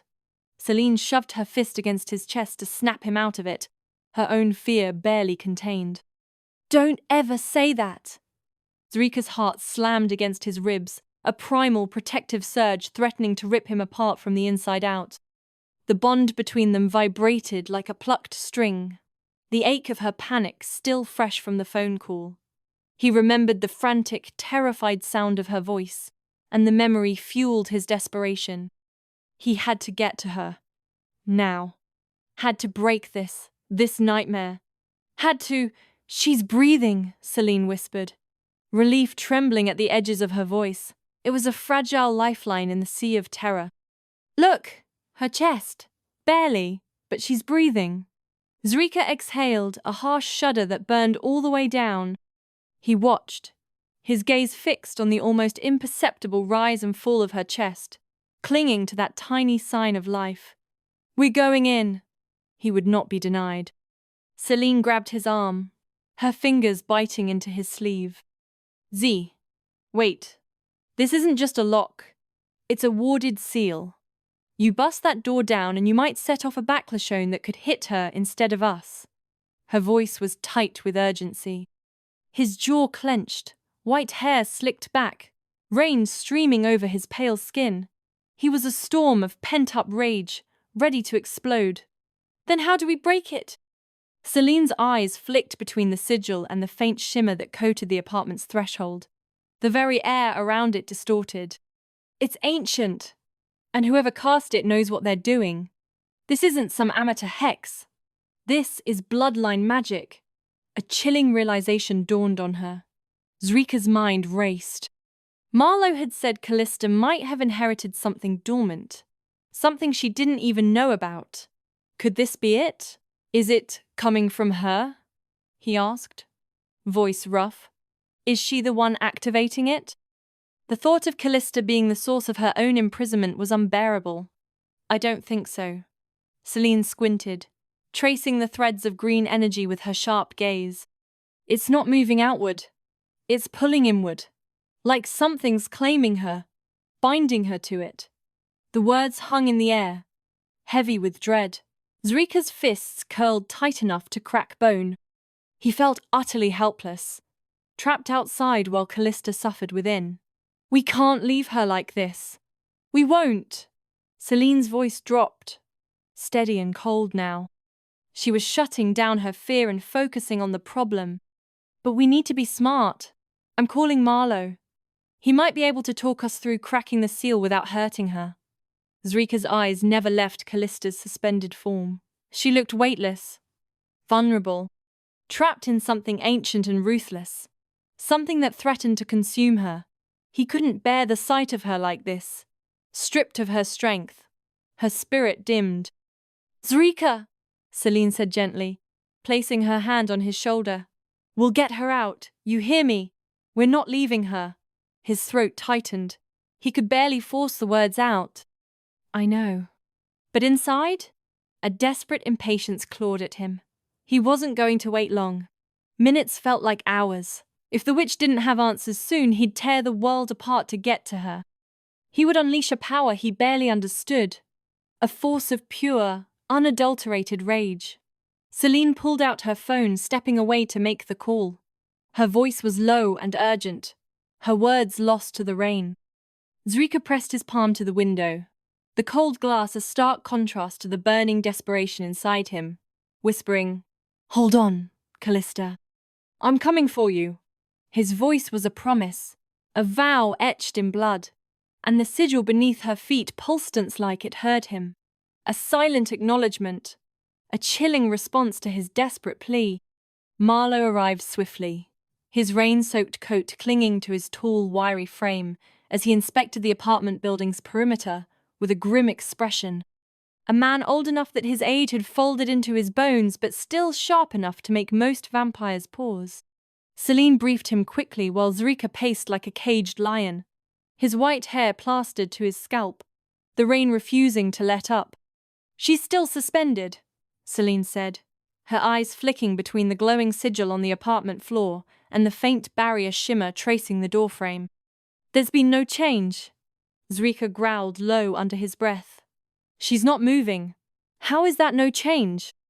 "She's alive," Marlowe said calmly, setting down a heavy leather satchel and pulling out a thick iron-tipped wand. "That's the most important thing." "I want her free," Zrika snapped. But Marlowe's patience didn't falter. "And if you move too fast," Marlowe said, brushing water from his sleeves, "you might snap the tether and lose her permanently. Do you want that?" Zrika's fists shook, but he said nothing. Celine shot her brother a warning look, then turned back to Marlowe. "What are we looking at?" Marlowe ran his hand slowly along the apartment's threshold, his palm brushing just shy of the shimmering line. He hissed softly, pulling his hand back as if stung. "She's inside an ancestral seal, a deep binding. It's not a simple lock, it's a claim. It's designed to awaken something inside her, and it's feeding on proximity. The sigil isn't finished yet, but when it is..." His eyes flicked to Zrika. "You'll lose her." Zrika's throat clenched. "What happens when it's finished?" "She'll be bound to whoever cast it. Soul, power, body completely claimed." Celine swore under her breath, pacing a tight circle. "So why isn't it done yet?" "Because she's resisting," Marlowe murmured, inspecting the delicate filaments of energy around the window frame. "It's old magic, but something in her is slowing it down. She's fighting, even in that suspended state." Zrika's breath shuddered out. "Of course she's fighting. She's Calista."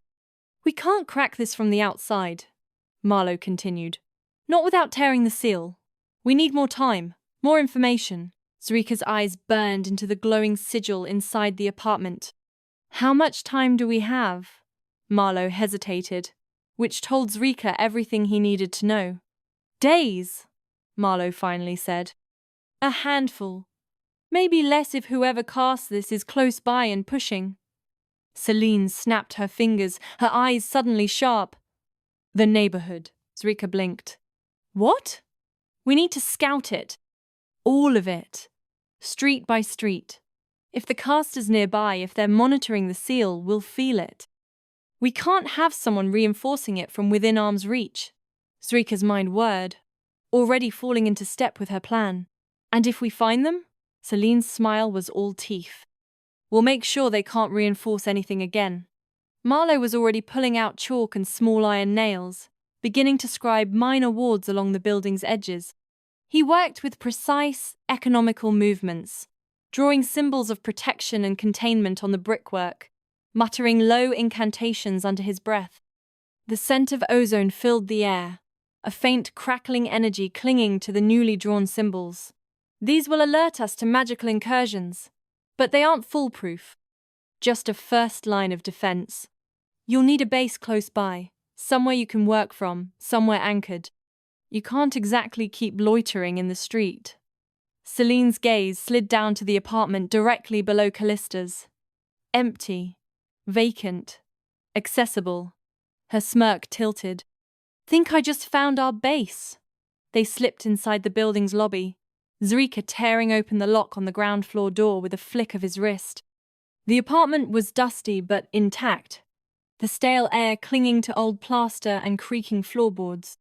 The air was thick with the scent of neglect, years of dust motes dancing in the faint light filtering through the grime-coated windows.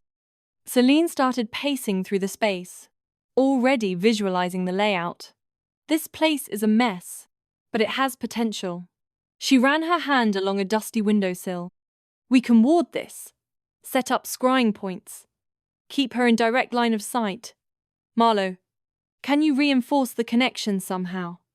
Amplify it? Marlowe nodded, already unpacking more items from his satchel.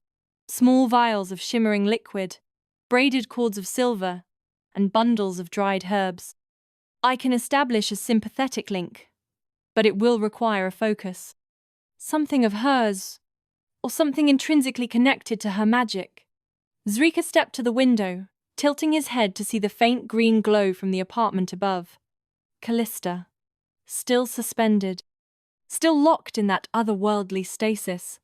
He could feel the faint thrum of the seal through the floorboards, a vibration that resonated with the anxiety clawing at his insides. His chest ached. His voice was low, gravelly. It's not enough. Celine crossed her arms. It will be. We're going to scout the streets, run magical traces, and lock this building down so tight nothing gets in without us knowing. This is going to take time. Zrika's jaw twitched. I don't want time. I want her out. I know, Celine said quietly. But if we rush this and botch the seal, you could kill her. That silenced him. Marlowe stepped in, setting a map of the surrounding blocks on the cracked kitchen counter. He weighted down the corners with small, tarnished silver coins. Start here, he said, tapping the nearest streets. You're looking for magical residues, sigil echoes, anyone out of place. I'll teach you a tracing spell. It will highlight any lingering magical signatures, anything that doesn't belong. He began to explain the intricate hand gestures and the precise Latin phrases needed to cast the spell, his voice low and steady despite the urgency of the situation. The one who cast this might have left a trace, a misplaced ingredient, a lingering intention, anything. Celine gave a grim nod. We'll find them. She started to prepare for the scouting, pulling out a small leather-bound book and flipping through its pages, muttering spells under her breath. She grabbed a handful of chalk, different from the kind Marlowe used, and inscribed symbols of protection on her wrists and forehead. A faint blue glow emanated from her skin, a subtle shield against unwanted attention. Zrika's eyes flicked back to the ceiling, as if he could burn through it and see Calista directly. His bond to her throbbed in his chest, a pull he couldn't cut, couldn't reach, couldn't touch. He walked to the center of the room, closed his eyes, and focused all his energy on reaching her, on sensing her. He could feel her resistance, a flicker of defiance against the encroaching darkness. It was faint, but it was there. Hope flared in his chest, a small spark in the overwhelming dread. Not yet, but soon, soon. Marlowe rolled up the neighborhood map and tucked it under his arm, his sharp gaze landing on Celine. I want you with me. You've got the instinct for this. If there are residues, recent spell work, or watchers nearby, you'll pick them up faster than most. Zrika's eyes narrowed. I should come, Marlowe shook his head. You should stay. His tone left no room for argument. You're bonded to her. Your presence might be anchoring her fight. If you leave, she might weaken. Celine grabbed her jacket, throwing a brief glance at her brother. He's right. Stay with her. Keep talking to her. I think you're helping more than you realize. Zrika wanted to argue, wanted to be out there doing something, but the image of Calista suspended, her dark hair floating around her like a velvet halocid into his mind. He couldn't leave her. Not now. The thought of her weakening, of her light dimming, because he wasn't there, was unbearable. Celine nudged him gently on the arm. We'll sweep the streets. Marlowe's senses are sharper than bloodhounds. If anyone's lurking, we'll flash them out.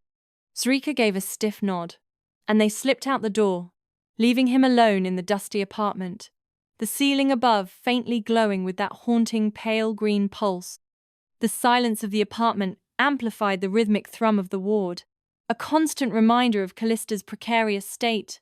I'm not good at this, Zrika thought bitterly. I fight. I kill. I don't talk. He was a weapon, not a confidant. Words had always been a tool, not a balm. But he pulled the wooden chair close to the wall anyway, settling beneath her. His fingertips drummed anxiously on his thigh as he stared at the faint shimmer of the sigil's glow.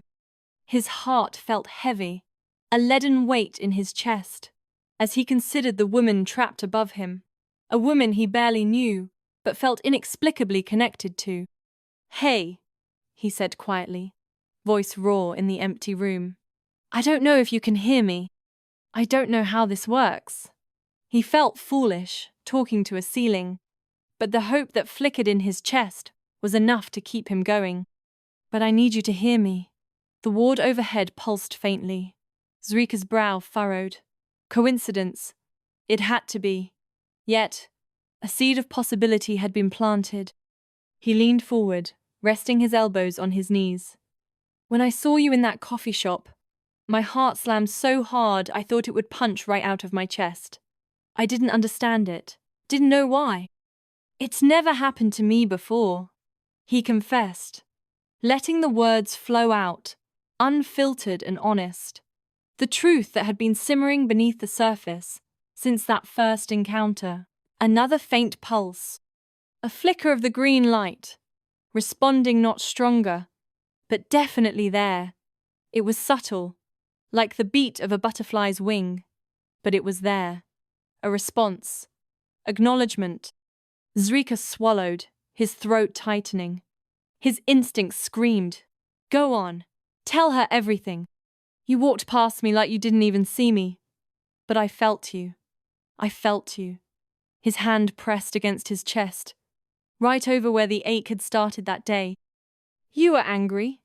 You were hurting. But you were so alive, and I couldn't walk away, even when I didn't know who you were. He poured out the confusion and the compulsion, the undeniable magnetic pull he had felt toward her, the unwavering need to protect her. The green shimmer rippled again, more pronounced this time, like breath held and released. It was a fragile thread of connection, tenuous but undeniably real. His breath hitched.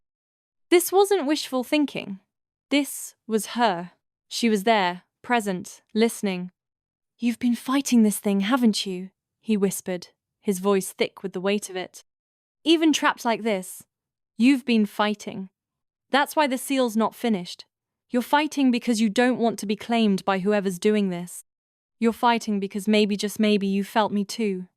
He bared his soul, laying his hopes and fears at her feet, trusting that somehow she would understand. The pulse strengthened, the green light intensifying, casting dancing shadows on the walls. It was a surge of energy, a defiant spark in the darkness. His chest twisted, an aching smile breaking across his face despite the pressure behind his eyes. Gods, I can't lose you.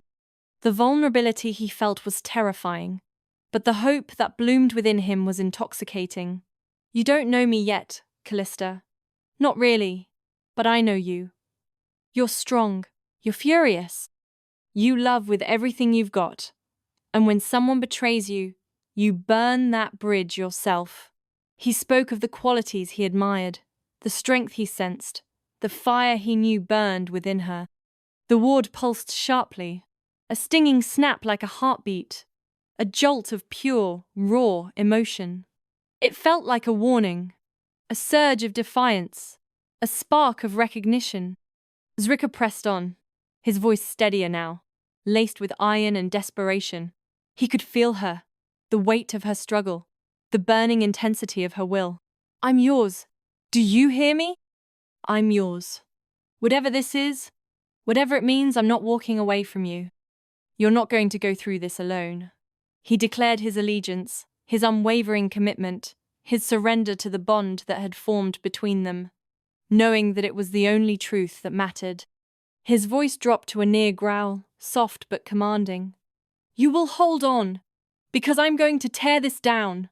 I'm going to tear them down. Whoever is doing this to you, they don't know who they're messing with. He promised vengeance, a storm of retribution unleashed upon those who dared to harm her, a vow etched in blood and fire. His phone buzzed suddenly, shattering the fragile connection. Celine. He put her on speaker. Yeah? Her voice was winded but excited. We found faint traces of a magical tether. Someone's been reinforcing the seal remotely, but they're not nearby, no. It's weak, barely holding. Zrika ran his hand through his white hair, exhaling slowly. Celine, I think I'm getting through to her. Say that again? I've been talking to her. The seal, it pulses when I talk to her. I think she can hear me. I think that's why she's still fighting. He shared the impossible, the fragile hope that was blossoming within him, the proof that Calista was not lost. There was a brief silence. Then Celine's voice softened, her hope breaking through. Then keep going, brother. Whatever you're doing, keep doing it. He heard Marlowe's voice faintly in the background, sharp and decisive. Wait. Zrika's attention snapped back. What? I just thought of something, Marlowe muttered, his tone urgent. Something about the way this seal is feeding. Without another word, Marlowe's footsteps pounded away, his voice trailing off as he disappeared from Celine's phone. Where's he going? Zrika asked, anxiety gnawing at him. Celine's voice was already moving as she said, I'm on my way back to you. Keep talking to her, Zrika. Don't stop. I'm bringing everything we found. We'll figure this out. The call disconnected. Zrika leaned back in his chair, his gaze still locked on the glowing ceiling above. His voice was softer now, but fierce as ever. The weight of the world rested on his shoulders, but the connection to Calista was a lifeline, a beacon in the darkness. You're not going to break, Calista. You're not going to fade. You're going to hold on to me, because I'm right here. He repeated his vow, a mantra of hope and defiance, a promise whispered into the void. He pressed his palm flat against the wooden ceiling beam, as if he could reach her through it, as if he could physically touch the magic that held her captive and offer his strength.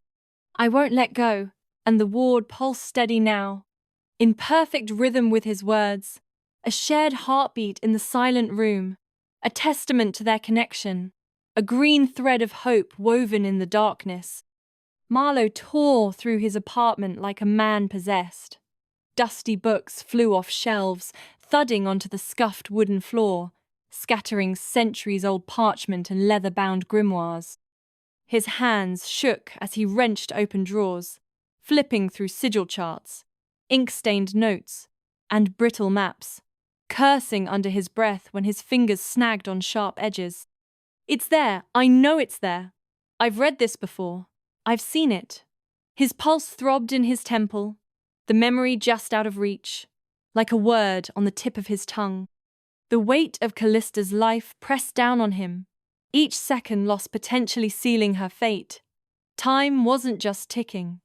It was a ravenous beast, devouring hope with every passing moment. The image of Calista, suspended in midair, the green glow of the sigil thrumming around Herit, wouldn't leave him. The ward wasn't just holding, Herit was feeding, growing stronger by the second. And Zrika's voice, his truths, were cracking it. Not his comfort, not his reassurances, his truths, his raw, bleeding heart. Marlowe's hand froze on a cracked leather grimoire, its spine broken, and the faint symbol of a crescent moon etched into the cover. The grimoire of binding truths. He yanked it free, the aged leather hissing in protest, and flipped rapidly through its delicate, yellowed pages until he found it. The air in the room thickened, the scent of ancient ink and forgotten spells filling his nostrils. These weren't just words on a page, they were echoes of desperation, whispered secrets passed down through generations of witches who had faced the same dark choices. The pages threatened to crumble in his trembling hands, each turn a gamble against the ravages of time. There, his breath caught, an ancient sigil binding, used by witch clans to imprison fae, spirits, and in very rare, very dangerous case other witches who had betrayed the circle. It wasn't just a lock, it was a seal of resonance. The binding fed off the target's will to resist, but wasn't sustained by force alone, it was powered by falsehood. The more the target believed lies about themselves, about their worth, about their isolation, the stronger the seal became. But if the prisoner was told undeniable truths, their truths, things that reached them on the deepest level, the binding could be fractured. Marlowe's mouth went dry. The realization slammed into him. Zrika, with his inherent goodness and his devastating vulnerability, held the key. It's not Zrika's calm that's reaching her. It's his truth. His raw, real feelings. That's why the ward pulses when he speaks from his soul. But that wasn't enough. The grimoire warned of timing, the counterspell, a delicate dance between worlds. The sigil could only be shattered if the truth-speaking and the ritual unbinding happened in tandem, a dual strike. One to crack the foundation, one to break the seal. He had to align everything perfectly. A conductor leading a symphony of magic and emotion, with only one chance to get it right. One wrong note, and the entire structure would collapse, burying Calista and, perhaps, Rika beneath the rubble. Marlowe snapped the grimoire shut and bolted for the door, his coat barely on as he sprinted toward the apartment base. His mind raced, formulating the plan, calculating the risks. He knew he was walking a razor's edge, pushing the boundaries of his abilities. When he burst through the door, Zrika and Celine jerked their heads toward him. "Did you find something?" Celine demanded, already moving to clear space on the table, as Marlowe dumped the book down, flinging it open to the relevant page. "Yeah," Marlowe said breathlessly. "I know why it's working when you talk to her, Zrika." Zrika crossed his arms, his white hair falling into his face. "What do you mean? I've been telling her she's not alone, that I'm here for her. That's good, right?" Marlowe shook his head. "It's not just good. It's essential. But it's not your reassurances that matter. It's your truth." Celine frowned. "Explain." Marlowe jabbed a finger at the sigil diagram. "This binding, this one's ancient. Maybe even older than what's recorded. It feeds on self-deception. It locks people away with their own beliefs that they're worthless, forgotten, and unloved. When you talk to her, when you tell her the truth about how you feel, it weakens the seal." Zrika's brows knitted. "So I've been helping. You've been doing more than helping, you're the key. But the grimoire says the seal can't be broken by words alone. I have to hit it with a counter-sigil at the exact moment you're telling her the rawest truth you can." Celine's eyes widened, her breath hitching. "Like synchronized strikes?" Marlowe pointed at her. "Exactly. We have to line it up perfectly." Zrika's mouth twitched, the weight of the realization settling on his shoulders. "So, I just need to keep talking to her. Keep finding what's real." Marlowe nodded, flipping through his notes. "Not just talking. You need to tell her the thing you've never said to anyone. The thing that terrifies you to admit. The thing that leaves you exposed. That's the kind of truth this seal can't survive." Zrika's jaw clenched, his stomach twisting. He knew exactly what that truth was. He had buried it deep, guarded it fiercely, convinced it would destroy him if it ever saw the light. Celine laid a hand on his arm. "You can do this. You have to." He nodded once. "What do we need to set up?" Marlowe's eyes sharpened, his witch's mind already racing through logistics. "We'll need to create an echo field set, up binding relays in the apartment below hers. That's our base now. I'll need 3 anchor points inside her apartment, which means Celine will have to phase in through the warding gaps I can punch open temporarily." Celine's eyes gleamed. "I can do that. I'll build the primary counter sigil here," Marlowe continued, sketching rapidly on the table. "It's risky, it'll pull on me hard, but it should give us a 5-second window when Zrika's truth will shatter the binding." "And if we miss it?" Celine asked quietly. Marlowe's jaw tightened. "If we miss it, the seal will reassert. Stronger, maybe even permanent." Silence settled over the room like a stone. The weight of their mission pressed down on them, a suffocating blanket of responsibility and fear. Zrika broke it, his voice low and certain. "We won't miss it." Marlowe's grin was quick and fierce. "That's what I like to hear." They worked through the night, sketching sigils with feverish intensity, feeling the hum of magic thrumming beneath their fingertips, preparing wards, weaving intricate patterns of protection against unforeseen consequences, mapping entry points with painstaking precision, each movement calculated to minimize risk, timing movements to the second, orchestrating a complex ballet of magic and will. Celine would phase in and set the anchors, her ethereal form slipping through the cracks in reality. Marlowe would conduct the ritual from below, drawing on every ounce of his power, channeling the energy of the earth to break the ancient spell. Zrika would speak the truth that would bring it all crashing down, a single, vulnerable voice echoing through the darkness. Each of them had a role. Each of them had a weight to carry. And as Zrika sat in the quiet of the base apartment, tracing the sigil with his thumb, he realized something else. This wasn't just about breaking a magical seal. This was about breaking his own. About finally stepping into the terrifying truth of his own heart. He didn't know if he was ready, but he knew he didn't have a choice. "I'm coming for you, Calista." The apartment beneath Calista's was cold and empty, the echo of abandoned lives clinging to the peeling wallpaper and dust-choked air. The walls were thin, Zrika could hear the faint hum of the sigil pulsing above them, like a heartbeat pressed against bone. Celine and Marlowe wasted no time. Marlowe's voice rang sharp in the hollow space as he chalked intricate symbols across the floor, each stroke precise, deliberate. "We'll set 3 anchors in her apartment tone at the window, one by the door and one beneath her. Each will need to be tethered to a relay down here." Celine crouched, brushing the dust from the cracked tiles. "And I'm the delivery girl. You're the only one fast enough to get in and out before the ward fully recognizes you." Zrika stood back, his arms crossed tight over his chest, jaw clenched. He watched Celine move with practiced grace, her fingers dancing over the silver chains and binding stones.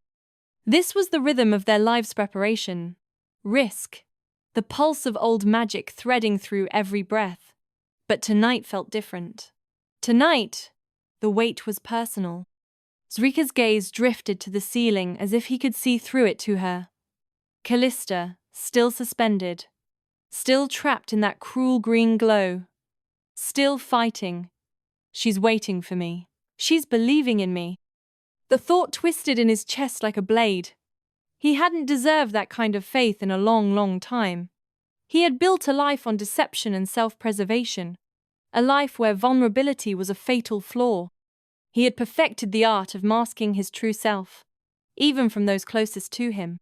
Calista, however, saw through the facade, and her unwavering belief in him was both a lifeline and a source of profound discomfort. Celine's voice broke through his storming thoughts. "Hey, you good?" His eyes flicked to hers. "Yeah." She studied him for a moment, then snorted softly. "You're lying." He offered a tired smirk.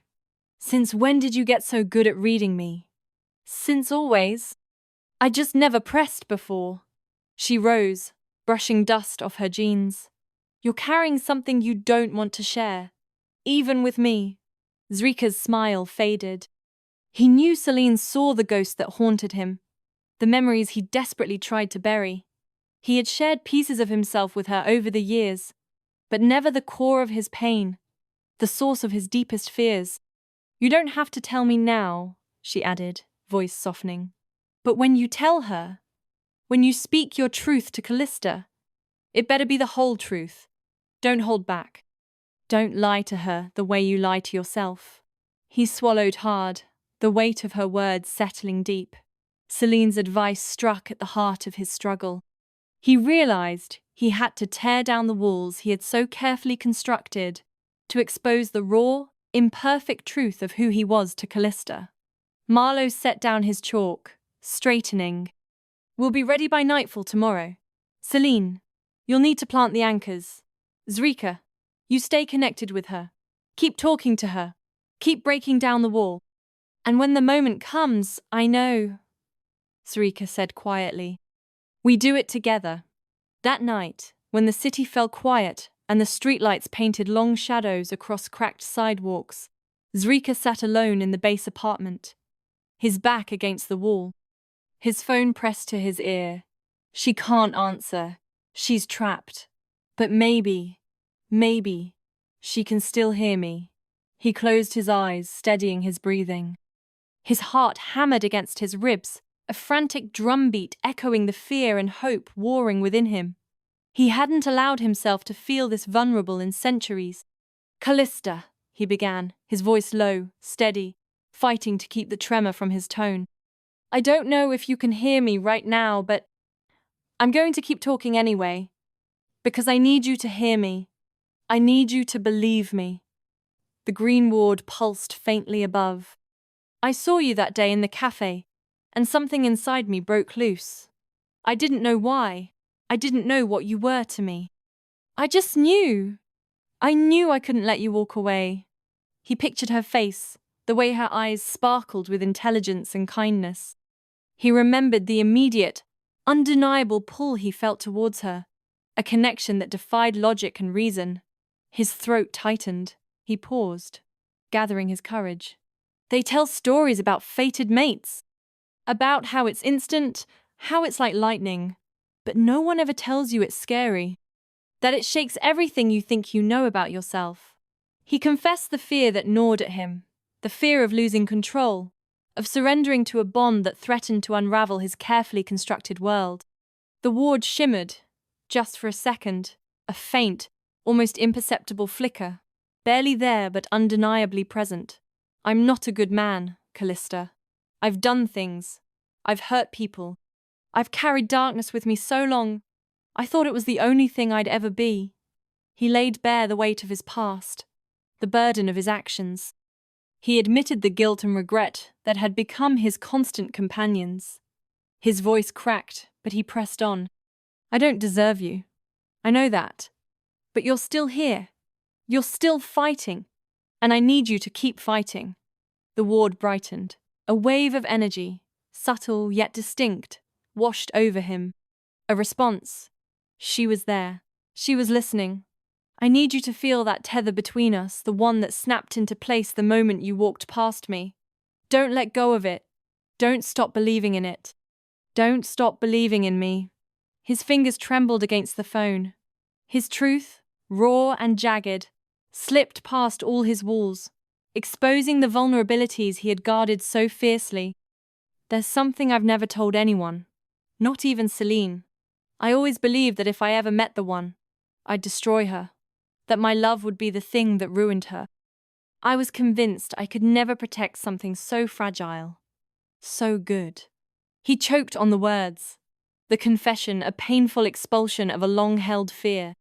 He had always believed he was cursed, a force of destruction, incapable of love or happiness. The ward surged, and for the first time, he felt either. A faint flicker, like the brush of fingertips against his soul, a delicate touch that resonated with warmth and understanding. A surge of energy coursed through him, a connection that transcended the physical. I've lived with that fear for centuries. But now, looking at you, I finally get it. You're not fragile. You're not breakable. And you sure as hell don't need me to save you.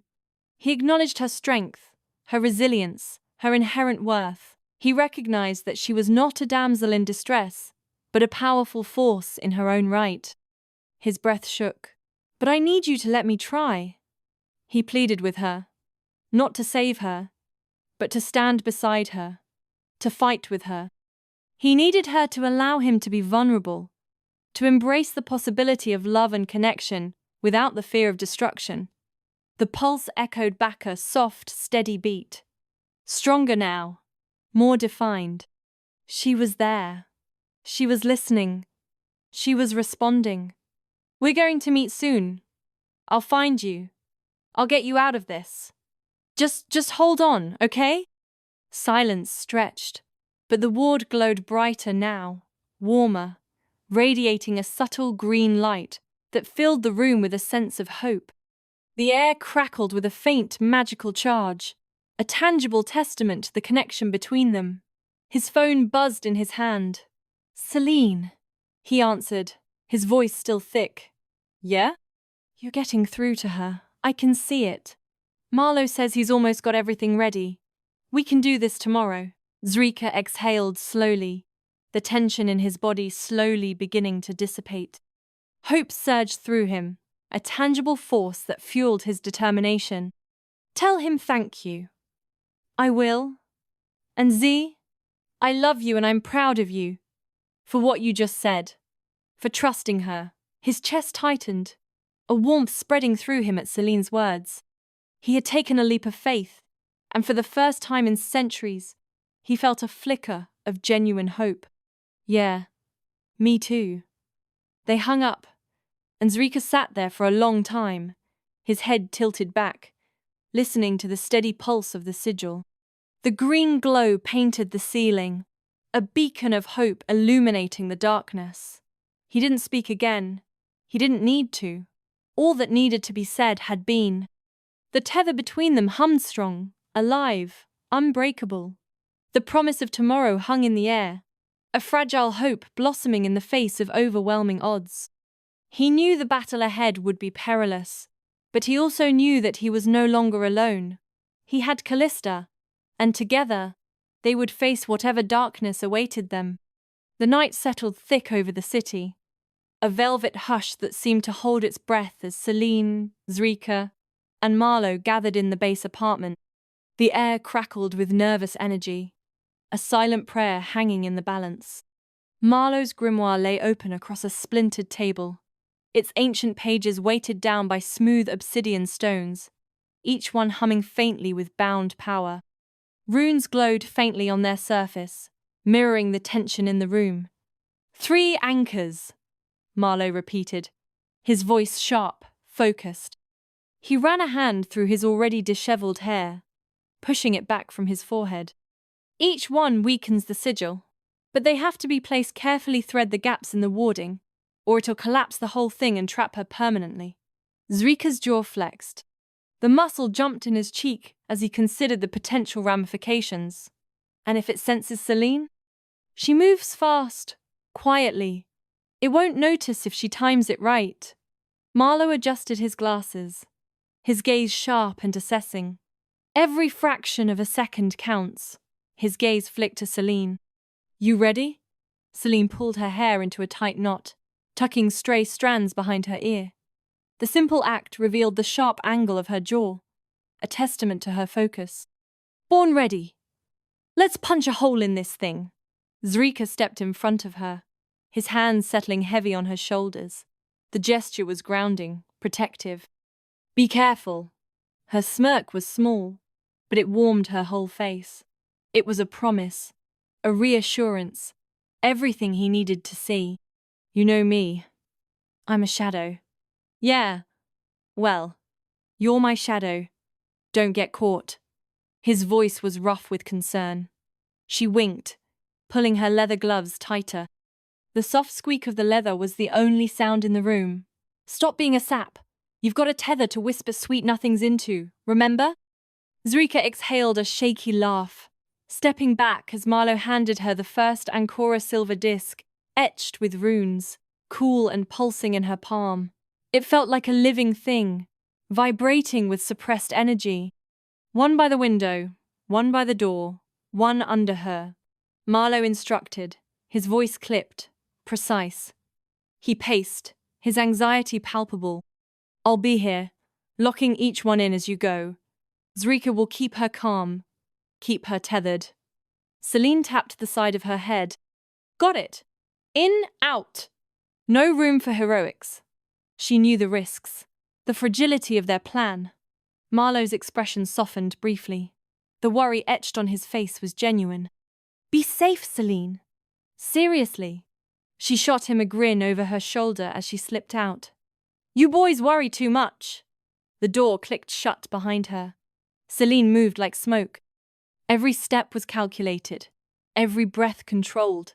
Sliding through shadows, her footfalls barely kissed the ground as she slipped out the basement door and into the building's side stairwell. The scent of damp concrete filled her nostrils.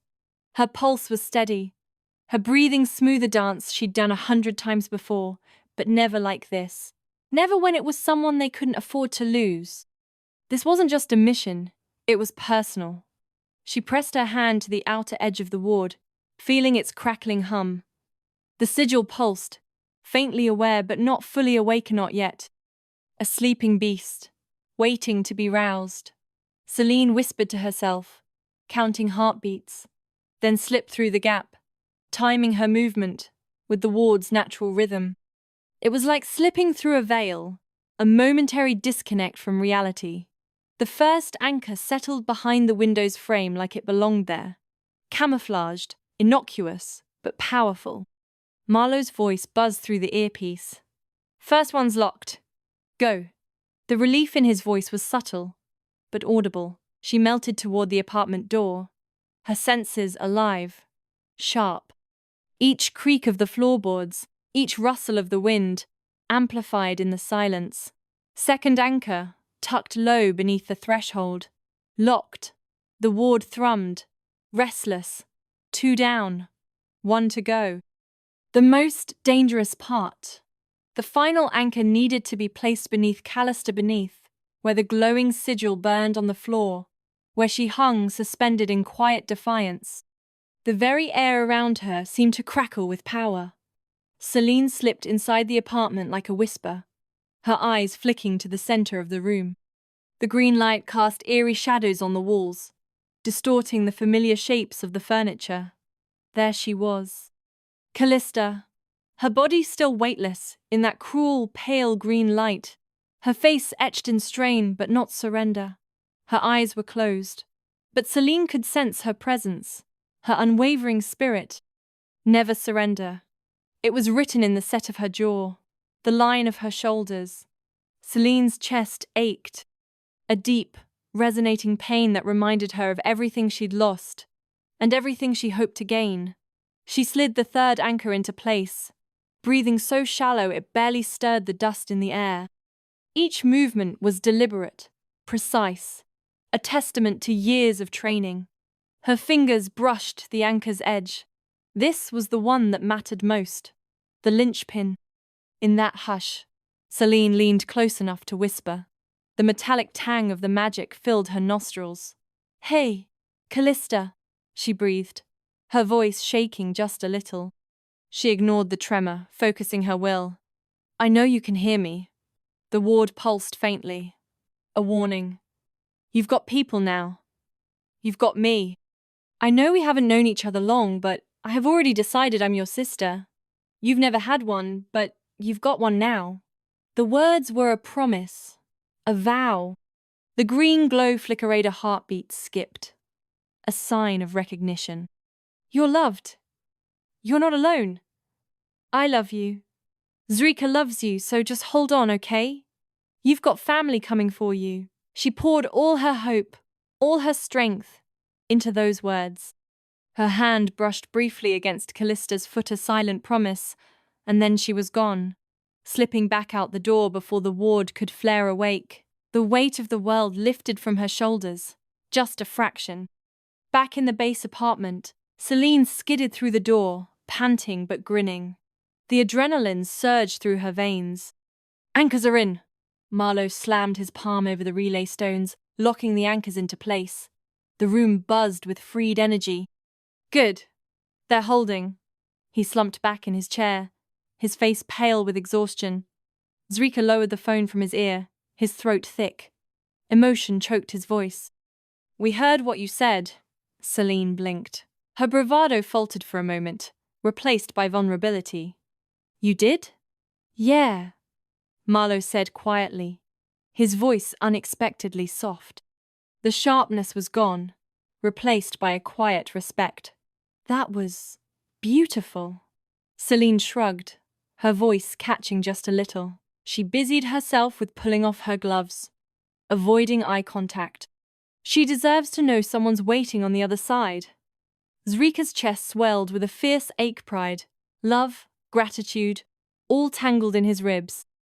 He couldn't remember the last time he'd felt this profoundly. Thank you, Celine. Her smirk returned, but her eyes shimmered. She was still a shadow, but one with warmth in her heart. Let's bring her home, huh? Marlowe straightened, brushing chalk dust from his hands. His focus had returned, sharpened. We start tomorrow night. Everything's in place. Zrika looked up at the ceiling, the steady green pulse still visible through the cracks in the floorboards. He closed his eyes, sending his thoughts out to Calista. Hold on, Calista, he whispered. We're coming. The promise hung in the air, a beacon in the gathering darkness. The storm rolled in just after midnight. Thunder rumbled low and slow over the city like the pulse of something ancient stirring in the dark. Perfect. Marlowe smirked as he finished the final chalk line on the cracked basement floor. Storm's going to mask the energy spikes. Good omen. Celine paced near the boarded window, her nerves a bundle of electric wires. Good omen, huh? Feels more like we're about to poke a bear. We are, Marlowe said grimly, standing and dusting his hands off. But we're poking it with the right stick. Zrika didn't laugh. He stood, hands braced on the table, his silver hair falling into his eyes, his jaw locked. His whole body vibrated with the strain of waiting, of wanting to rip that sigil apart with his bare hands. Tell me what to do. Marlowe met his gaze. You've got to talk to her. It's the truth that unravels the binding reel. Unfiltered. Raw. You can't just say things you think she wants to hear. It has to be you the parts you don't even want Celine to know. Zrika's mouth thinned. You don't get to hold anything back. Marlowe pressed. Soft, but firm. This sigil feeds on secrets. On silence. Break the silence. You break the chain. Celine's pacing stopped. She turned to him, her eyes narrowing. Secrets like what? Zrika.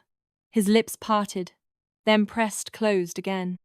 There's no time, Marlowe said quickly, diffusing the moment. Celine, perimeter. Keep the ward stable if it tries to shift. Celine swallowed, nodded, and slipped upstairs. Zrika followed, heart hammering in his ribs. Calista, just hold on.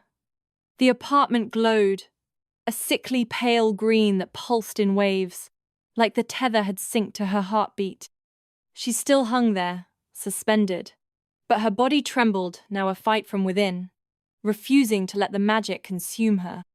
Celine locked eyes with Zrika across the room, then took her post at the threshold, blade in hand, magic stones tucked along the doorframe. The air crackled with anticipation, a tangible thing that prickled against her skin. She tried to focus, tried to lock down the ward, but a tremor of fear vibrated through her. What if this didn't work? What if Zrika's words weren't enough? Marlowe's voice crackled through the headset. We're live. Zrika talked to her. The sigil's listening. Zrika stepped forward, his boots silent on the old wooden floor.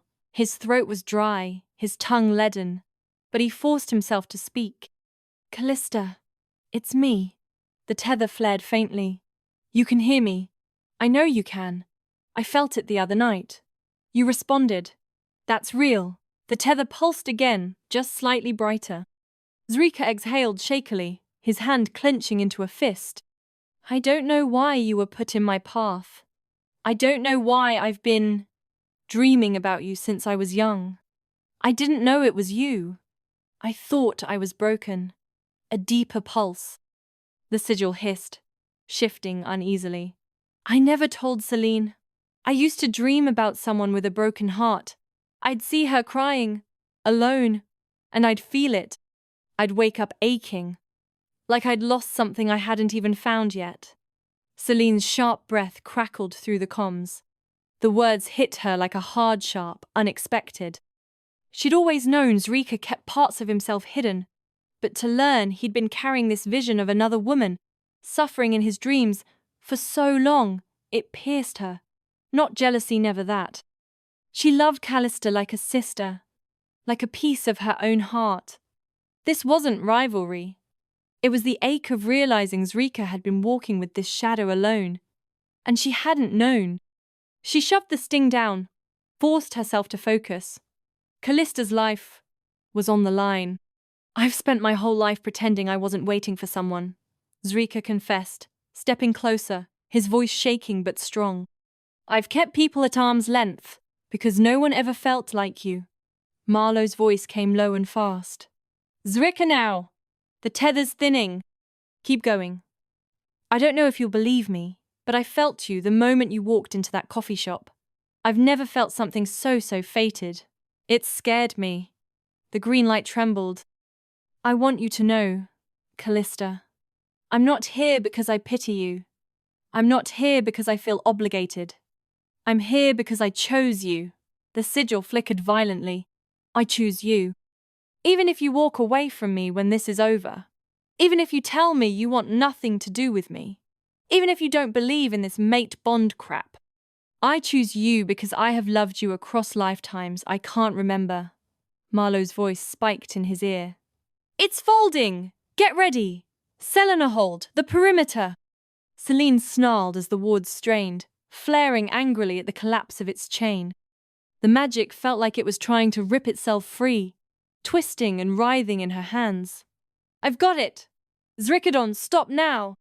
She could feel the raw power of the sigil fighting back, resisting the unraveling, and a primal fear gripped her. If it broke free, Zrika's eyes burned with tears he couldn't hold back. Please don't stop believing in me, he whispered, his hand pressed over his heart like it might explode. Please don't let go of the tether. Feel it, feel the love pulling you back. It's real. You're not alone. The sigil beneath her cracked, a sharp, splitting sound that rattled the floor. Marlowe chanted in a rapid staccato, his magic anchoring the collapse. Now, Zrika, finish it! Seal it with the truth! Zrika's voice broke as he whispered. I will find you. I will protect you. I will love you, whether you believe in fated mates or not. You are mine, and I am yours. And we will meet soon. I swear it. The sigil shattered, in a blaze of green light. Callista's body crumpled as the suspension broke, but Zrika caught her before she hit the ground, clutching her against his chest like the universe might take her back if he loosened his grip. Her body was warm. She was breathing. She was back. Celine's boots thudded as she rushed to them. Is she? She's okay, Zrika whispered, burying his face in her hair, tears streaming freely now. She's okay.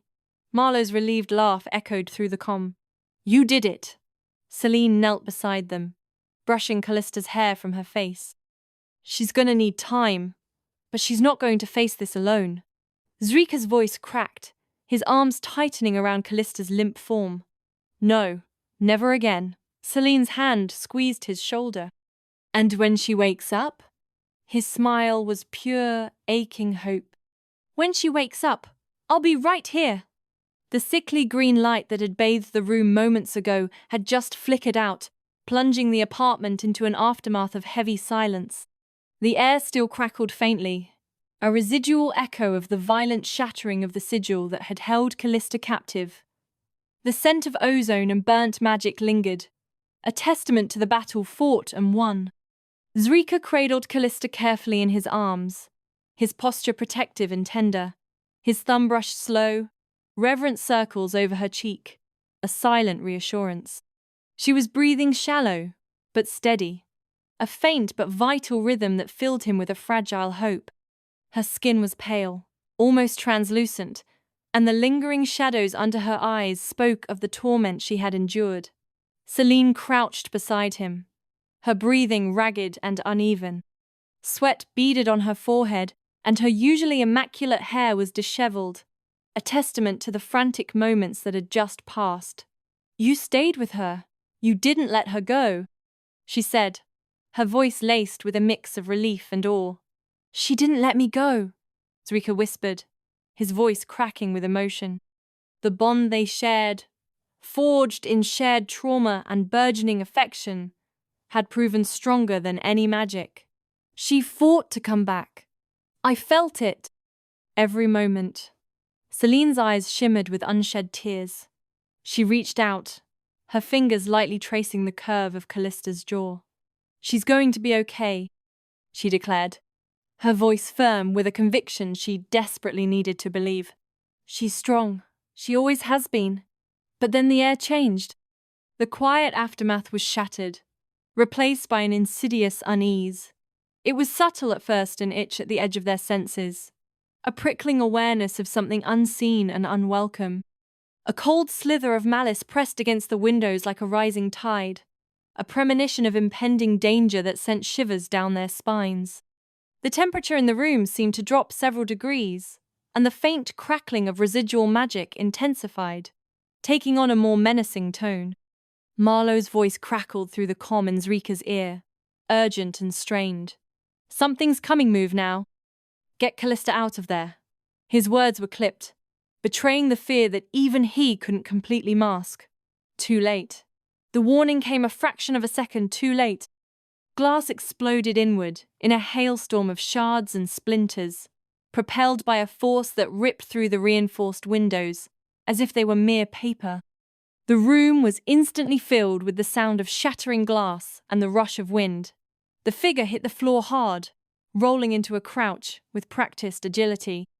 The hood of his dark cloak peeled back, revealing a gaunt, sunken face marked with harsh, intricate, inked runes that pulsed with a sickly green light. It was the warlock who had bound Calista, his magic sizzling around his fists like crackling electricity. His eyes, shadowed and malevolent, were fixed solely on her. His eyes gleamed with cruel satisfaction as they locked onto her limp form in Zrika's arms. A twisted smile stretched across his thin lips. "You were supposed to stay chained," he hissed, his voice raspy and filled with venom. "The ritual was incomplete. You were mine to command." Zrika's arms tightened around her instinctively, his pulse spiking with adrenalized panic and burning rage. He felt Calista stir slightly in his arms, a sign that she was aware of the danger, however dimly. "You're not touching her again," he growled, his voice a low, dangerous tremor. The warlock sneered, power coiling darkly around him like a venomous serpent. The runes on his skin glowed brighter, and the air around him crackled with arcane energy. "The tether was mine to control. I invested too much. I will get what I deserve." "You're done," Zrika spat, his eyes narrowed with fury. He shifted Calista slightly, preparing to defend her with every fiber of his being.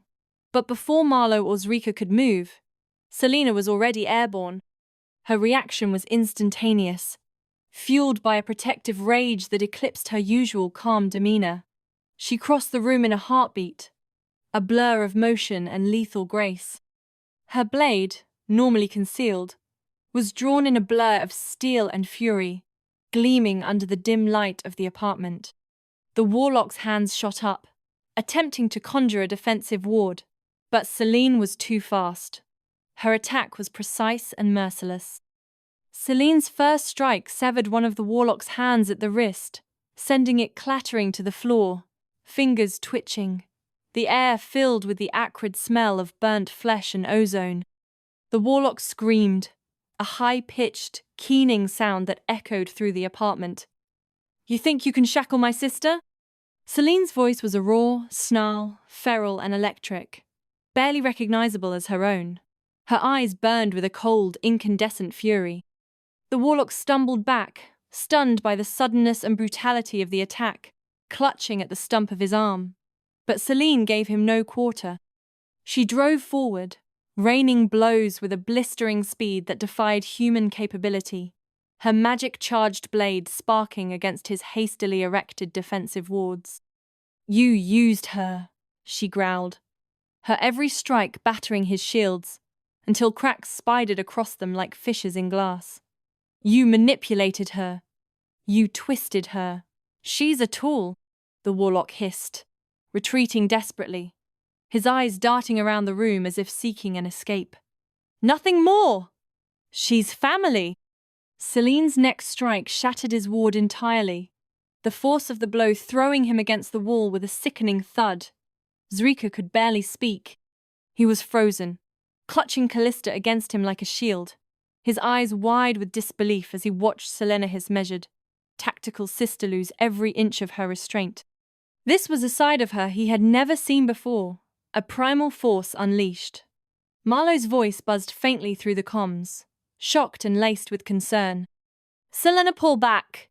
You're going to—" She didn't pull back. She couldn't. The rage had consumed her, driving her forward with relentless fury. Celine slammed her boot into the warlock's chest, pinning him against the wall with inhuman force. The air rushed from his lungs in a strangled gasp. Her blade hovered just under his chin, the tip trembling with the intensity of her rage. "She's my sister," Celine snarled, her voice breaking now, laced with a pain that resonated deep within Zrika's soul. "You don't get to touch her. You don't get to take her.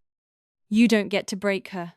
"Please," the warlock stammered, his eyes wide with something that almost looked like regret, or perhaps simply fear.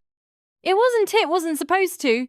Celine's sword punched through his chest before he could finish, the steel parting flesh and bone with sickening ease. His mouth parted in a soundless gasp of shock as the life drained from his body, his runes flickering out like dying embers, leaving his skin dull and lifeless. His eyes glazed over, reflecting the horror of his final moments. Celine yanked the blade free, the sound wet and visceral. Her breathing was ragged, her chest heaving, and her hands shaking uncontrollably. She stared down at the fallen warlock, her face contorted with a mixture of fury and grief. The warlock crumpled to the floor in a heap, his lifeless body a stark testament to Celine's wrath. Silence. A heavy, suffocating silence descended upon the apartment, broken only by the sound of their ragged breathing. Zrika swallowed hard, still clutching Calista against him, his heart pounding in his chest. "Celine," he whispered, his voice barely audible. She didn't turn to him right away. Her shoulders rose and fell with the weight of her fury, her blade dripping with the warlock's blood. The air around her seemed to crackle with residual energy, a lingering echo of the power she had unleashed. When she finally turned, her eyes shimmered not with regret, but with fierce, crystalline clarity. They were the eyes of a warrior who had crossed a line, a protector who would stop at nothing to defend her own. "You told your truth to Calista," she said quietly, her voice hoarse and unsteady. "Now you've seen mine." Zrika stared at her, stunned. He had always known Celine was strong, capable, and fiercely loyal, but he had never witnessed this raw, untamed rage. Marlowe finally burst through the door, panting, his hand resting on the grip of the pistol, holstered at his hip. His eyes flicked from the warlock's body to Celine's trembling form, assessing the situation with a practiced gaze. "Celine, I know what I did," she said, her voice steadier now, though the tremor hadn't left her hands. "I would do it again." Without hesitation, Marlowe's jaw tightened. He could have given us answers. About the order. About what they planned to do with Calista. He took something from her that he had no right to take, Celine bit out, sheathing her blade with a sharp final motion. The sound echoed in the silence of the room. He doesn't get to walk away from that. He doesn't deserve answers. Marlowe didn't argue. He just gave a short nod. accepting it, respecting it. He understood the bond between sisters, the fierce protectiveness that drove them to extremes. Celine turned her gaze back to Zrika, her expression softening just a fraction. The hard edge in her eyes softened, replaced by a flicker of concern. "You told her she wasn't alone," she murmured, her voice barely above a whisper. "So I made sure of it." Zrika's throat worked around a lump that wouldn't move. His heart slammed in his chest not from fear, but from the ferocity of the love Celine had just shown. He had never felt so grateful, so protected. "Thank you," he whispered, his voice thick with emotion. Celine offered a small, tired smile. "We're family, remember? This is what we do. We protect each other." Carefully, she crouched next to him, reaching out to brush Callista's hair gently away from her face. Her touch was surprisingly gentle, a stark contrast to the violence she had just unleashed. "She's safe now," Celine said softly. "When she wakes up, she'll know. She'll feel it. She'll feel our love, our protection." Zrika's tears finally fell, hot and silent, tracing paths down his cheeks. He didn't try to hide them. He simply pressed his forehead to Callista's and whispered, "You're safe. I'm here. We're all here." Marlowe exhaled slowly, tension draining from his shoulders as he knelt beside them. "We'll take care of her. Together. We'll make sure she's never hurt again." Celine looked at them both, her voice finally calm, grounded. The storm had passed, leaving behind a sense of quiet resolve. "She's ours now," she said, "and we're not letting her go." The apartment was quiet, except for the soft hum of city life beyond the window. The air itself felt hushed, expectant. Celine paced near the couch, her arms folded tight against her chest. She kept glancing at Calista, who lay on the soft cushions, her breathing steady but deep. The rise and fall of her chest was the only real motion, her lashes fluttering against pale skin like the wings of a trapped butterfly. Zrika sat nearby, elbows on his knees, his white hair falling into his eyes as he watched her, his Calista waiting, willing her to open those eyes and return fully to him. Every line of his body was taut with anticipation and a desperate hope he hadn't dared voice until recently. Marlowe stood at the kitchen counter, a respectful distance away, his hands wrapped around a steaming mug as he quietly observed the siblings. He was there, a silent sentinel, offering a quiet strength that permeated the room. "She's stable," Marlowe said softly, his voice a careful thread in the silence. "You did it." Celine shook her head, still pacing. "We all did it. You, me, Zrika. And Kalastashi fought the hardest." Zrika barely nodded. His hand trembled where it dangled between his knees. His truth was now something he couldn't unsay, something he wouldn't ever take back. His connection to her wasn't some fleeting pulse, it was bone deep, undeniable. It was the sun and the moon, the very air he breathed. The softest of sounds a breath caught. A shift of fabric snapped all three to attention. The scent of lavender and something else, something uniquely Calista, seemed to intensify in the air. Callista's eyes fluttered open, and her gaze found Celine first. The light in them was dim, unfocused, but there was a spark of recognition that sent a jolt through Celine. The room stilled.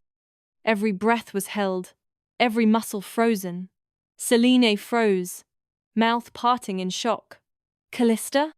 Calista blinked, her throat working around the weight of sleep, of the in-between place she'd been trapped.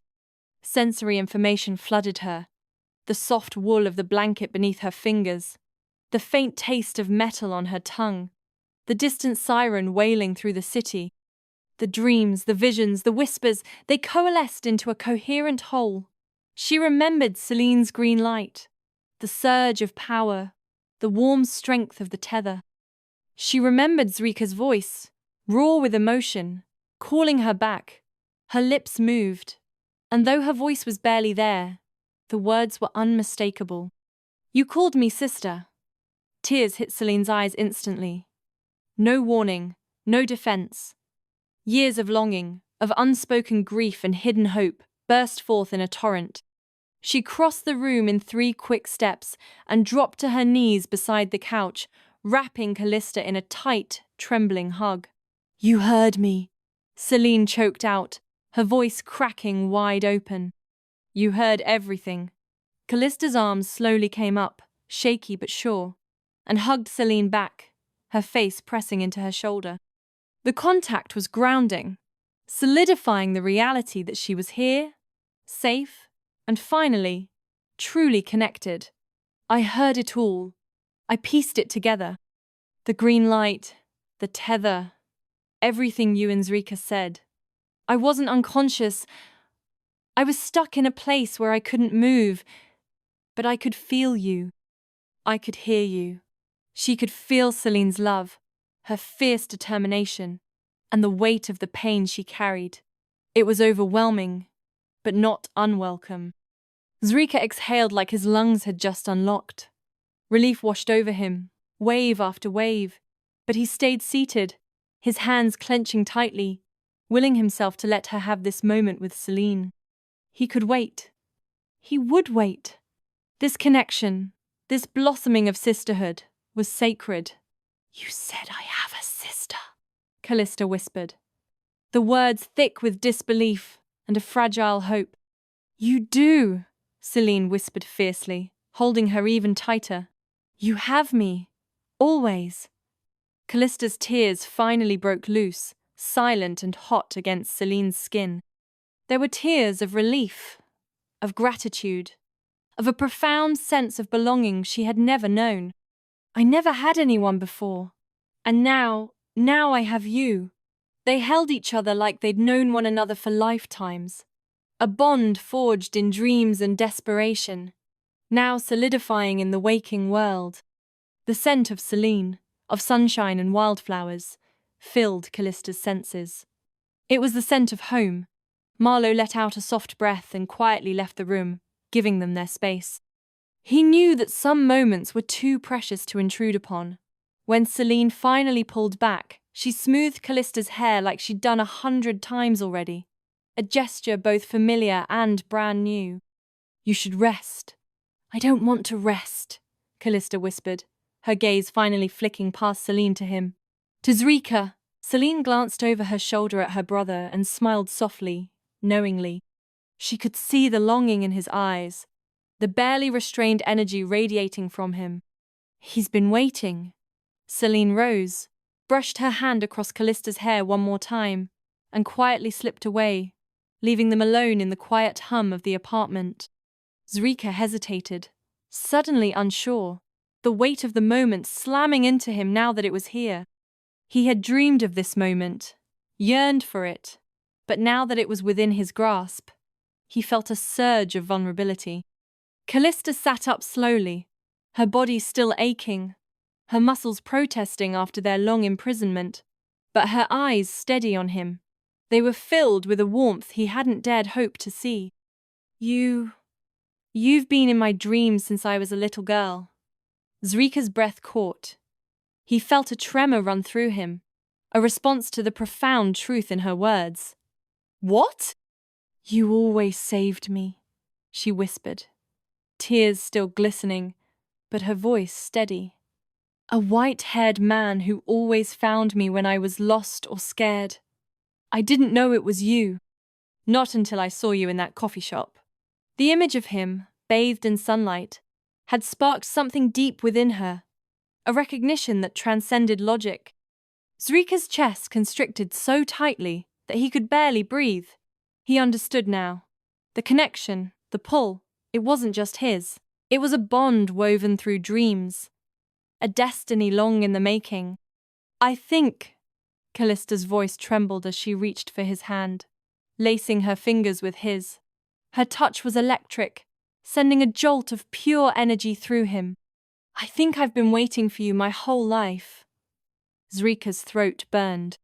He turned his hand to cup hers between both of his, pressing his lips against her knuckles like she was something sacred, something precious beyond measure. The feel of her skin against his was both familiar and exhilarating. "I didn't understand what was happening at first," he confessed, his voice raw and open. He allowed himself to be completely vulnerable, stripping away the layers of protection he had worn for so long. "I didn't know why I felt you, why I knew you before I knew your name. I didn't realize that the bond between us was already there, already alive." He had been blind, foolish, to deny what was so clearly meant to be. Callista's tears fell, but this time, she didn't wipe them away. They were tears of understanding, of acceptance, of finally finding the missing piece of herself. "You told me your truth. You pulled me back with it." His eyes locked onto hers, and he saw not just her beauty, but her strength, her resilience, and the depths of her soul. "I meant every word. I would tear the world apart to keep you safe." "I know," she whispered, leaning forward, her forehead pressing against his. The contact was a perfect fit, a completion of a circle that had been broken for too long. "I heard you. I believed you. I believe you now." The silence between them was soft, thick, alive with the energy that had always tied them together. It was a silence filled with unspoken promises, with a shared understanding that transcended words. "Do I get to call you mine now?" Zrika murmured, a shaky half-laugh escaping him. The vulnerability in his voice was disarming, a testament to the depth of his feelings. Calista smiled, the first true smile since they'd met, a smile that lit up her face and reached her eyes. "You always were." His chest cracked open like he'd been waiting his whole life to hear that. The words a balm to his soul. He pulled her closer, his arms wrapping around her with a protective tenderness. Finally, after all the searching, all the longing, they were home. The city was waking slowly, its skyline painted in soft gold and blushing rose, as the first light of morning stretched across the rooftops.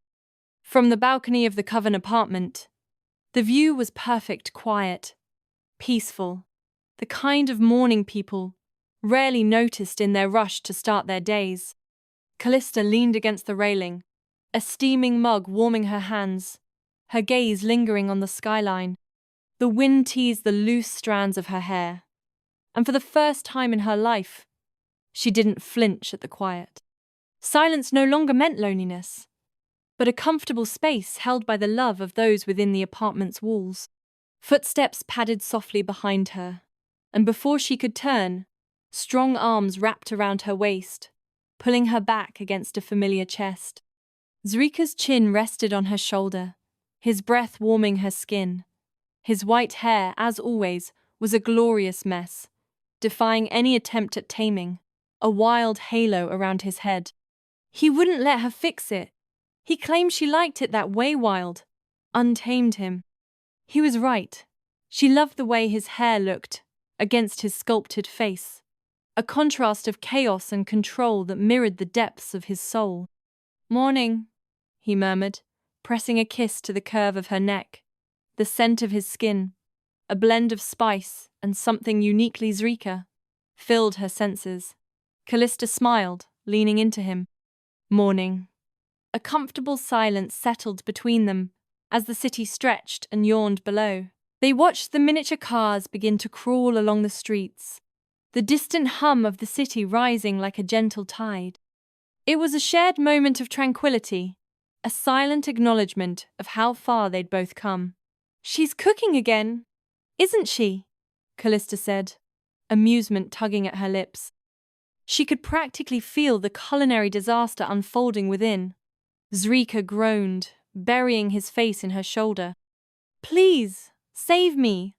I swear, she's trying to poison me with sugar and charcoal." From inside the apartment, pots clattered with the force of a small explosion, and Celine's voice rang out, cheerfully off-key as she sang along to a pop song only she seemed to know the words to. The smell of something burning faintly wafted through the open door, a smoky harbinger of the breakfast to come. Calista laughed. "You're on your own. I'm pretty sure I'm still on probation after the Great Kitchen Fire of last month." "She's doing it on purpose now," Zrika grumbled. She said I needed to suffer for getting the last slice of cake yesterday. Some sister, I tell you.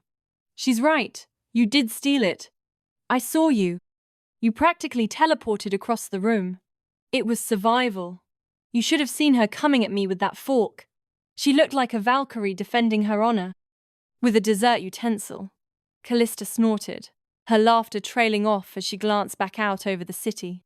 The gold and rose hues were deepening, painting the buildings in even richer tones. Peace. She still marveled at it. It felt like a fragile gift, something she constantly had to remind herself was real. In the past year, they'd rebuilt their lives together, brick by painful brick. The Coven apartment had become their home, a sanctuary filled with laughter, arguments, and the comforting weight of belonging.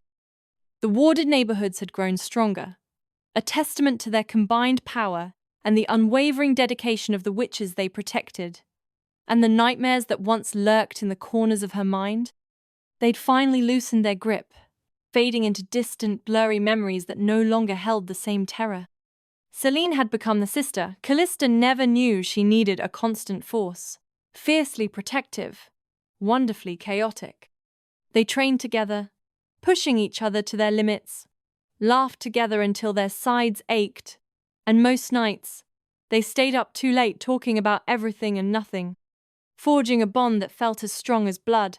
Celine was a whirlwind of energy and unwavering loyalty, the sun to Callista's moon. Marlowe visited often, always with another spell, another trick, another cup of tea that Celine swore he made too strong on purpose. He was the quiet observer, the wise counsel, the grounding force that balanced their often volatile dynamic. His presence was a comforting reminder that they weren't alone in their fight, that their found family extended beyond the walls of their apartment. And Zrika was her heartbeat, the anchor that kept her grounded, the fire that ignited her soul. He was the reason she could finally dream of a future without fear. She turned in his arms, her hand rising to brush the hair from his face, letting her fingers linger along his jaw. The slight stubble there scratched her skin, a familiar and comforting sensation. "You still dream about me?" she asked, teasingly. But there was a hint of genuine curiosity in her voice. His dreams had been her sanctuary, her first taste of connection after years of isolation. He caught her wrist, pressing a kiss to her palm. The warmth of his lips sent a shiver down her spine.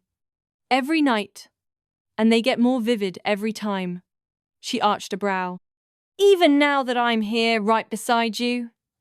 His smile was slow and wicked, lighting up his eyes. "Especially now that you're here. Now, I get to compare the dream to reality. And trust me, reality is far more interesting."